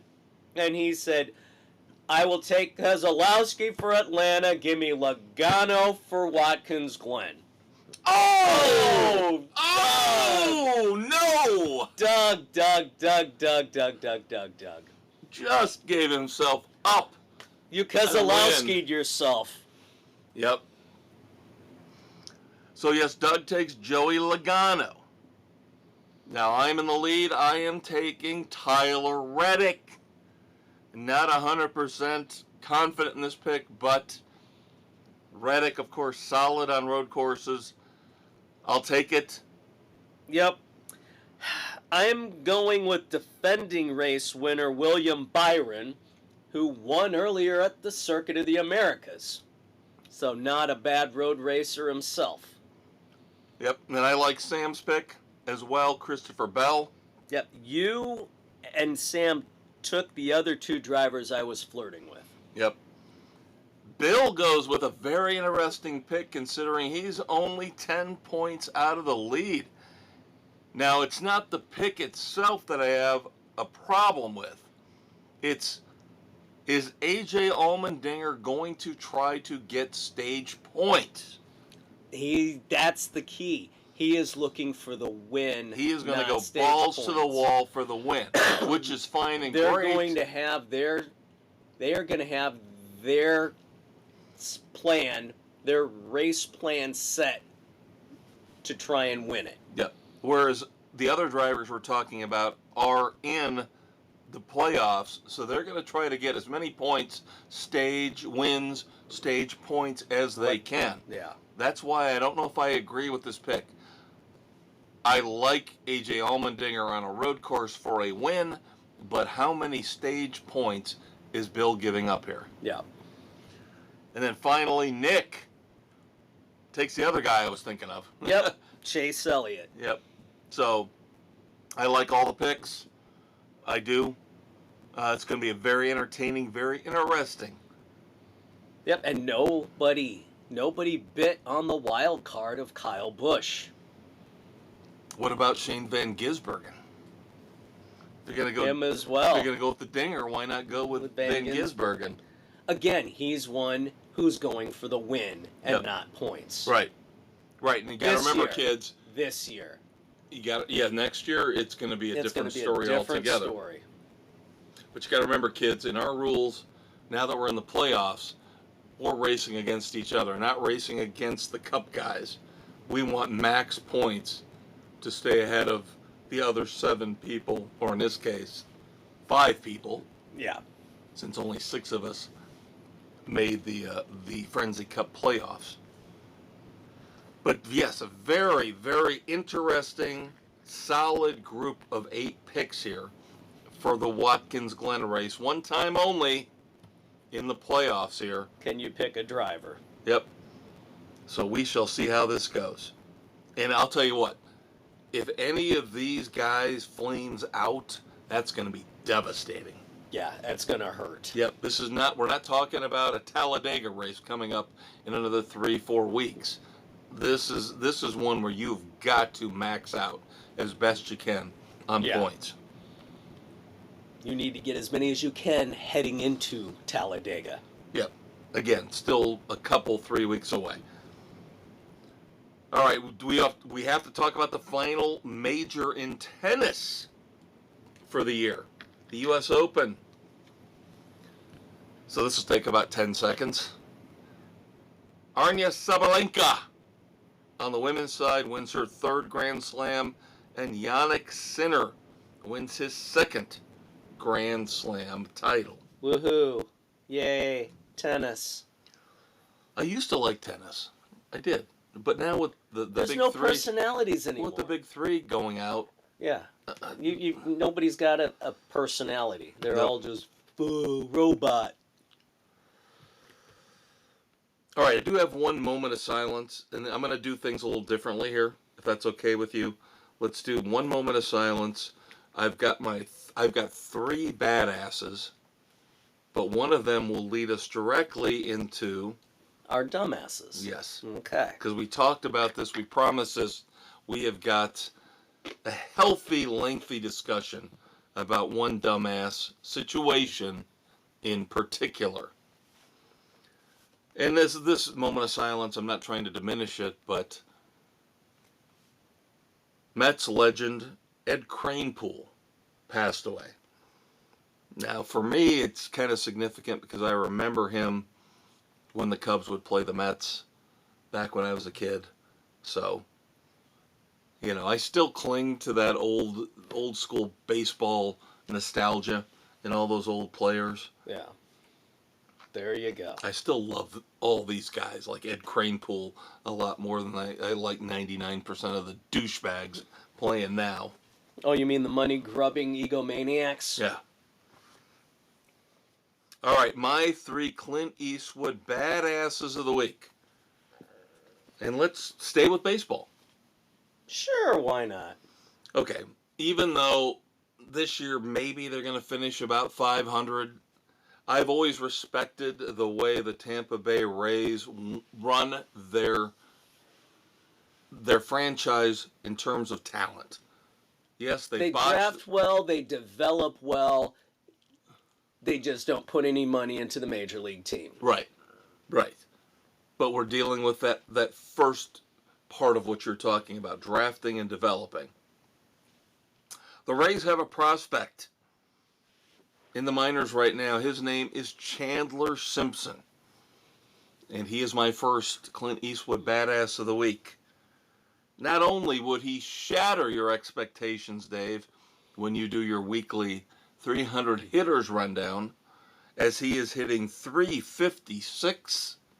Nice. But in 107 games, he has stolen 102 bases. Damn! A speedster. So, cannot wait to see the Rays when they bring him up. Yeah, and they're not going to let him run. Because the stolen base is lost at the major league level. It's not lost, it's changed. Nobody cares. Teams do not care about getting guys over and into scoring position anymore. Well, they don't bunt. That's the problem. They don't, like an L.A. De La Cruz. I mean, basically, he gets on first, it's an automatic double because they're not gonna be able to stop him from stealing second under the new rules. But why the hell doesn't he have more then? Good question. Very good question. And why isn't he taking third at the same time? Yeah, under the old rules, a certain man named Ricky Henderson would always be good for 100 stolen bases every year. Yes. There you go. But I find these numbers so impressive for Chandler Simpson that I had to put him out there. I just hope against hope it transitions and he redefines the stolen base game. I would just love to see him keep that batting average up. Well, that too. Yeah. That would be something else. How about hockey? Let's talk hockey. Let's go to the ice, dearie. I think as you are our resident hockey expert, you might know this name. Roberto Luongo. Ah, yeah. Goalie. Hall of Fame goalie. Whiny little bitch. Oh, jeez. Played at one point for the Florida Panthers. And the Canucks in Vancouver. So you're gonna hate me for putting him in my badass of the week. No, he was the Blackhawks bitch during their run to the Cups because they would always beat Vancouver. Well, I thought this story was very cool. I think he's 42 now. But he responded to a Facebook ad that a beer league team put out there saying goalie needed. I love it. And he helped this particular beer league team. He shows up, says, yeah, I'll play for you. Help them beat the 5-time defending champion in the playoffs in the beer league. I love it. So that's awesome. I got to give him props for that. Good for him. Good for him. All right, so now my third badass of the week will lead us into our Red Foreman dumbasses of the week. And as I mentioned earlier, I've got a triple tier dumbass. But why not start off with a badass to get us there? And my man, Charles Barkley. He can occasionally be an asshat, but a lot of times he's got the balls to call things like they are that other people will not. And he ripped into the media after the Tyreek Hill story came out, said, how about we stop race baiting with this garbage and start looking at it fairly from the perspective of the police officers. Exactly. Which, smooth transition to Red Foreman, dumbasses of the week. 8 nominees. You have got to stop picking angry, my friend. I didn't go nutsy cuckoo with the weekend edition. I will promise you that. But yeah, I was a little angry when I did the sports. You need to take the blood pressure down, my friend. But like I promised. Because usually you stretch some of these. I think these are pretty good. But there's a theme. Let's start off with, said Tyreek Hill, scandal. Now, we're not going to talk about the actual incident where Tyreek Hill overreacted, did not comply with the police officer's commands. And acted like an entitled little bitch. But of course the media, as Charles Barkley pointed out, have got to turn it into a story about the great and glorious Tyreek Hill and how he was treated badly because he's a black man. No, he was treated badly because he was an uncooperative asshat. I have a little bit of factual background to give after we get done with our first triple-tiered dumbass. First up, Tyreek Hill himself, along with his teammate, Jalen Waddle. Shame on them. For the mockery of the handcuff thing during the game? Yes. Assholes. Touchdown catch celebration. Not cool at all.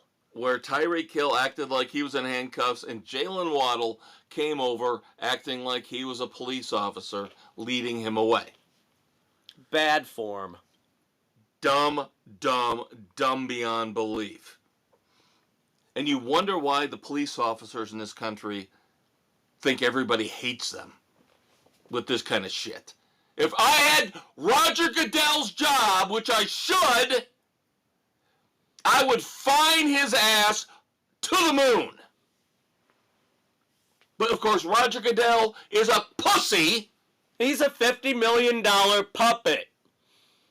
So we'll never hear anything. Have you heard That's what I heard, that he was a $50 million puppet. Oh, by the way, have you heard one word from Roger Goodell about this whole situation? Of course not. Yeah, the commissioner of the most popular game not addressing the most controversial issue of the past weekend? Huh. There's a shock. Then let's talk about dipshit's agent. Next to Scott Boras, the most hated agent in the world, Drew Rosenhaus, who had to do the rounds on every sports talk show. Oh, my God. And he looked like he was sweating like he was a cocaine dealer under the Klieg lights in an FBI interrogation room. How much meth did he take? Hey, Drew, number one, you ain't a fucking expert on law enforcement, even though with all your clients, you probably should be. Where's your lawyer on retainer to explain, yeah, Tyreek fucked up? And then the third tier of this, and I could go on about Drew Rosenhaus, fucktard, how much I hate agents. God, I hate... What purpose do you... Oh, I can negotiate a contract, so I deserve 10% of what you earn. As much as I hate Tyreek Hill right now, you should get dick from what he does on the field. And I'll give Tyreek Hill credit.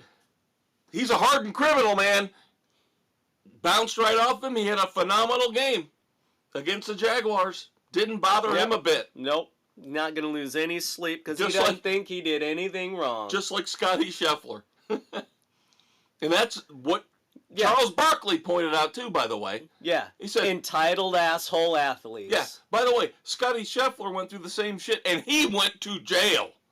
Yeah. He didn't just get put on the ground. He was in an orange jumpsuit in jail. He So had let's his not cry. mugshot taken. Let's not cry for Tyreek Hill. But then, among others, I'm singling out Yahoo Sports. And I have mentioned them in the past in terms of a source for a lot of my ideas that I bounce off of you, that I report here. But, boy, what a couple or two or three pussies they've got writing for them. Oh, they've just released the footage from the body cam from the Tyreek Hill arrest. This clip is shocking. Oh, for the love of God, have you never watched On Patrol Live? You basement-dwelling dweebs. I don't know if I told you this. I actually emailed them a couple weeks ago. One time only. On patrol? Or No, Yahoo? No. I got no problems with On Patrol. They're awesome. I No. thought you were going to say you guys are doing a I great job. emailed because there is a lot of good factual information in the daily Yahoo Sports email, the newsletter. But a couple weeks ago, they pushed it too far, and I had to email them. One of their big stories of the morning was Steph Curry endorses Kamala Harris for president. Who gives a shit? I'm like, what the fuck does that have to do with sports? Nobody cares. Never heard back from him. Of course And now they not. do this. Now, it's a three pasty white guys, millennial douchebag assholes who, Hey, oh my God, I'm a white guy. I don't deserve the job I have because of slavery from 180 years ago. When my family had nothing to do with it. God, I fucking hate this this white guilt bullshit. Drives me crazy. Be proud of who you fucking are. Everybody else is stand up for who you fucking are. I'm a white guy. I'm a heterosexual. I'm fucking proud of it. Damn Skippy, baby. You know who's not proud, Dave? The United States men's national soccer team. Because You mean the doormat of world soccer? now I don't understand. You and I don't watch soccer. We don't report on soccer really all that much. No, but we know a shit team when we see one.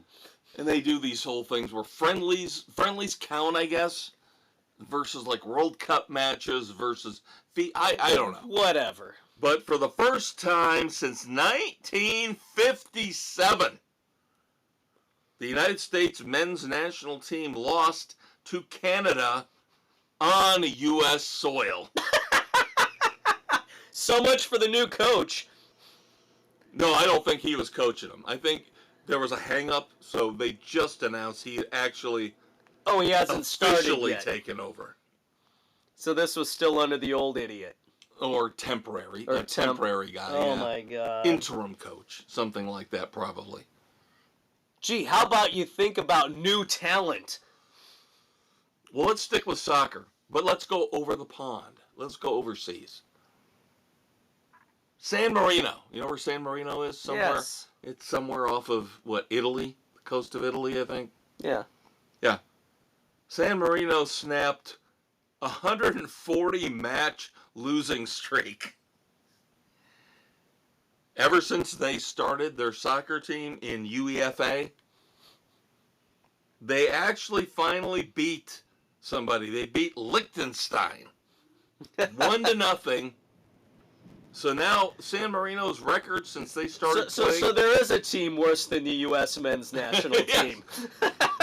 Yes, San Marino's record now, ever since they started playing competitive soccer, is now 2 wins, 10 draws, 199 losses. No!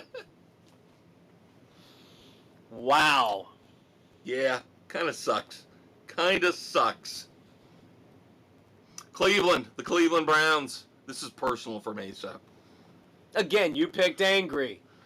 Yes, because after the news broke about Deshaun Watson again with another lawsuit, I'm like, what could the Browns do What can Brown to do for piss you? me off even more? They signed another guy I can't stand, another scumbag dirt fuck who only cares about himself, who's already forced his way out of 2 teams, and I don't even think he's 25 years old yet. The Browns decided to sign one Kadarius Toney, Oh, God. otherwise known as Young Joker. Sticking with prima donna wide receivers. How about we call him underperformer? And see, the thing, everybody's going to remember him for having a good Super Bowl. He had 1 good Super Bowl. 1 game. But in it his happened career. to be the Super Bowl. And he disappears everywhere else. And he's a cancer. He's a terrible person in the locker room, a Yeah, terrible he's teammate. an awful He's a teammate. selfish piece of garbage. Speaking of which, you remember Antonio Brown? Unfortunately. Antonio Brown, on his social media page, here within the last couple days, decided to post a picture of Taylor Swift, Travis Kelce, and Brittany Mahomes and caption it, "White people for Trump."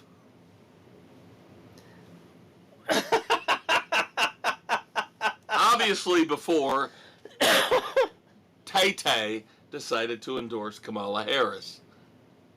But again, why does Tyreek Hill, why does Antonio Brown, why do they get to be racist?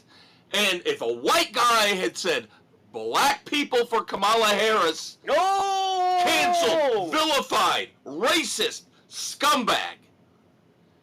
The hypocrisy in this fucking country drives me insane because it's not rooted in logic and common sense.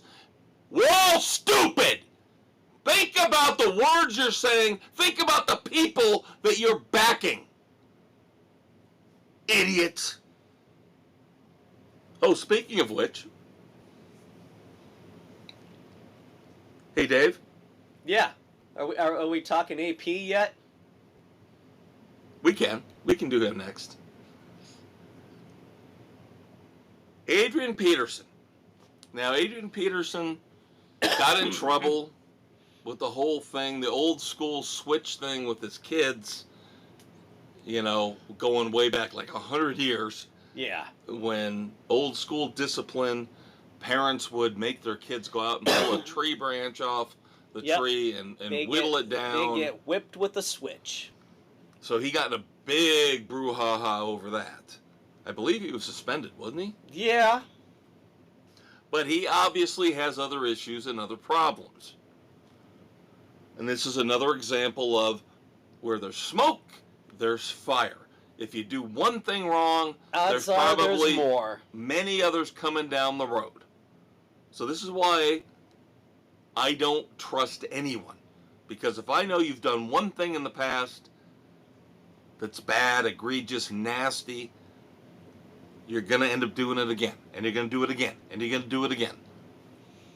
Adrian Peterson was ordered to turn over assets to help pay off a $12 million debt.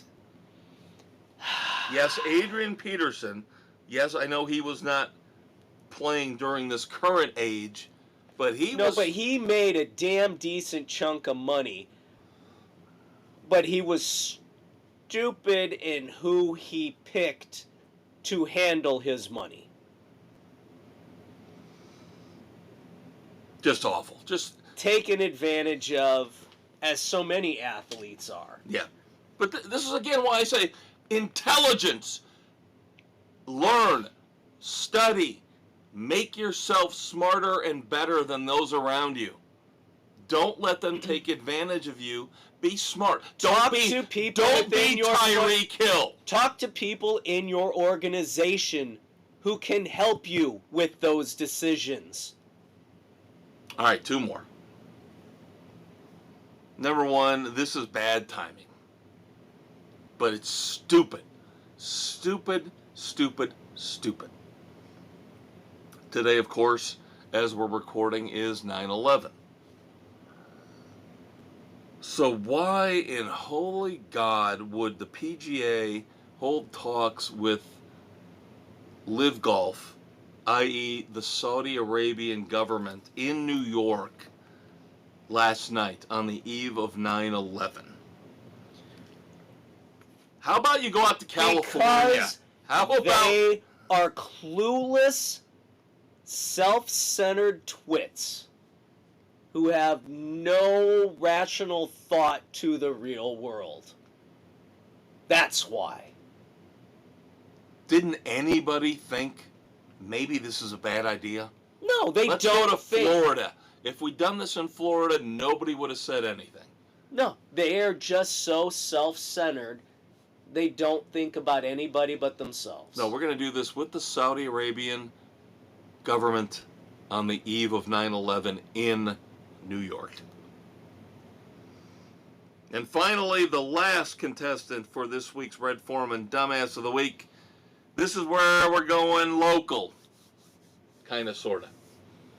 This is where you and I have a discussion for a couple minutes.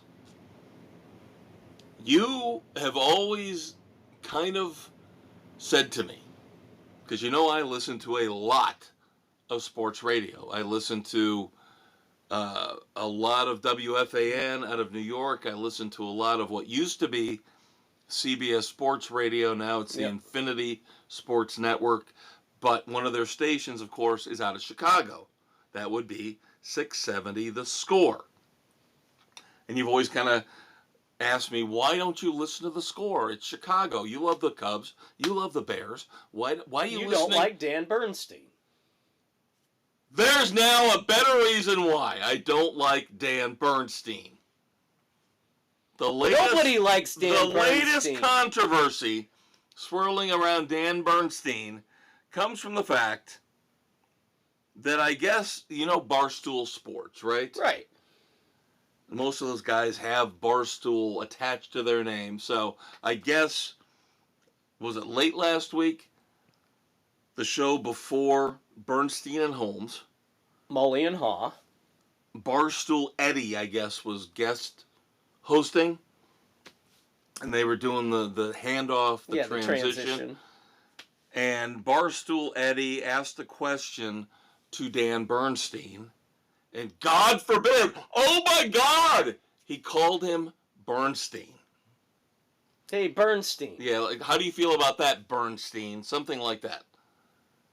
Bernstein told him, I don't know you well enough. You don't call me that. You either call me Dan or you call me Bernsey. And everybody is like, oh, come who on. the fuck does this guy think he is? Where he's telling people, you don't get to call me by my last name. He didn't call him anything other than his last fucking name. And that's the ego you get with Bernstein. He is the single worst sports personality ever. And He's awful. He's the one reason I never listen to The Score. And you always ask me, why aren't you listening to The Score? Because Dan Bernstein poisoned it for me forever. Because if I ever met that guy, I would literally punch him in the face for his arrogance. And he's been like, this isn't just the only example. Oh no, he's been that way his entire career. He needs to be taken in an alley and had a tire iron shoved up his ass. Yeah. Because he needs to come down about 10 notches on the ego scale. Yeah. Oh no, he knows he is hated throughout Chicagoland. Who's paying him? Who's keeping him employed? He keeps people listening and engaged. Oh my God. And I know there's other guys like that. Colin Cowherd is a great example. Colin Cowherd, I used to think was actually halfway good at his job, and now I realize he's an arrogant prick. Rome? Yeah, Rome's worn on me over the years too, yep. His shtick gets thin real fast, real quick. Yeah. Dip fuck from the fan. Which one? The Greg old Carton? Dumbass who's been there forever. Mike Francesa? Yeah. He's gone now. He's Thank finally God. gone now. He's awful. Yeah. Oh, he was bad too. He was an arrogant asshole. Who knew nothing. You talk about a guy who was clueless. Yeah. But again, he made a living off of it. Just because he said something with confidence, that meant it meant something and people would listen. No, I know one of your guys from 670 The Score, Danny Parkins, is now moved on to doing TV in New York on FS1. God help him. Oh, dude. I've been watching Breakfast Ball the last couple weeks. He's getting any eaten better? alive. He is getting eaten alive. That poor guy, I feel so bad for him because he's moved his entire family, number one, out to New York. Why would you do that? Actually, they're not out there yet. He was actually on The Score the other day. He said, no, the wife and kids are still in Chicago trying to get the house ready to sell. He's living in a hotel room right now. If I was him, I'd tell him, nope, we're keeping the house. I'm moving back. Schlereth is an asshole. Mark Schlereth. See, now he was talking on the air that he and Schlereth go out to dinner. Well, on air, Schlereth never backs him up. Never. Him and Carton pick on him relentlessly. Yeah, he said, Carton said, here, let me help you find a place where you can live. They're telling him where to go. taking him to games. So Well, it's if like a that's completely happening off- different dynamic. If that's happening off camera, then I'm happy. If that is not what I'm seeing on camera. So On it's the camera- new guy getting... Yes. It's like freshman hazing. Yeah. Almost is what it is. I'm waiting for them to take a water balloon and shove it up his ass is what I'm waiting for. Oh, Danny, start becoming your opinionated But you self. can tell Parkins is trying to wear a suit. He's trying to look. The other guys are wearing, untucked sports shirts or pullovers, and now you can tell he's not shaving. I'm telling you, it's getting to him because Schlereth does not back him up ever, and Carton is such a loudmouth that he overwhelms the room. So Parkins needs to just find his voice. Yeah. But if they are treating him well off camera, then okay. Yeah, because he said, I live almost basically across the hall from Schlereth, and they go to dinner, and... No, as long as everything's cool off camera. At least that's what he said there. He didn't sound downbeaten at all. Okay. And I'm sure he's getting a nice paycheck, too. So... yeah. I think he got a 7-figure deal. Yeah. So he'll have to put up with some shit for that paycheck, but... Yeah, until he starts giving it back. I just don't know if I can ever work with Craig Carton. My God, I don't know how Boomer did it for all the years that he did. Yeah. Because he's just overwhelming. You just, at some point, 3 or 4 times a show, you want to say, shut the fuck up, you jet sycophant. Why don't you just find Aaron Rodgers, give him a nice sloppy blowjob, and let the grown-ups talk about real football? There you go. All right, recapping. Your 8 contestants for this week's Dumbass of the Week are the morons who set up the PGA Live talks on the eve of 9/11 in New York. Dan Bernstein, no further explanation needed. Adrian Peterson, no further explanation needed. San Marino and the United States men's national team in soccer. The idiotic touchdown celebration from Tyreek Hill and Jalen Waddle. You want to throw Drew Rosenhaus in there, that's fine. Brown signing Kadarius Toney or Antonio Brown and his little white people for Trump meme. I gotta go Antonio Brown. I'm biased. You know where I'm going. Tyreek and Waddle. Oh, no. No, we're going with Bernsey? Bernsey. Fuck Burns. He makes me so mad. He makes me so angry. He is a disgrace to what we're trying to do and what we've done for 30 fucking years talking about sports, and I think you and I do it better than that idiot ever has, ever will. Yeah, he's not always... He's an arrogant... good personality. He's an arrogant, pretentious jackass. Yep. And he's the one that ruined sports radio for everybody else. He's worse than Craig Carton. He's worse than Mike Francesa. He's worse than anybody you people might hate in Philadelphia or Dallas or Miami. Dan Lebtard comes to mind. Yeah, he's another awful... Well, he's the one, prick. he's the idiot that brought, I believe, Drew Rosenhaus on Monday morning. First thing Monday morning, God. gotta talk to Drew Rosenhaus down here in Miami about that situation with Tyreek Hill. Because No, he's you a don't. fucking libtard. Literally, if Kamala Harris spread her legs, Dan Lebitard's right in there with his tongue. I'm telling you. And on that cheery note, a visual that nobody needed... That's your Uncle Dave. That's your Uncle Kev. Check out the weekend edition Saturday morning. As we mentioned, The Cold Stairs, the new album from them, as well as our review of The Watchers. We'll talk to you again in 7. Say goodnight to the kids in a very nice and polite way, Dave. Say goodnight to the kids in a very nice and polite way, Dave. Yay! Worked! Yay! Bye!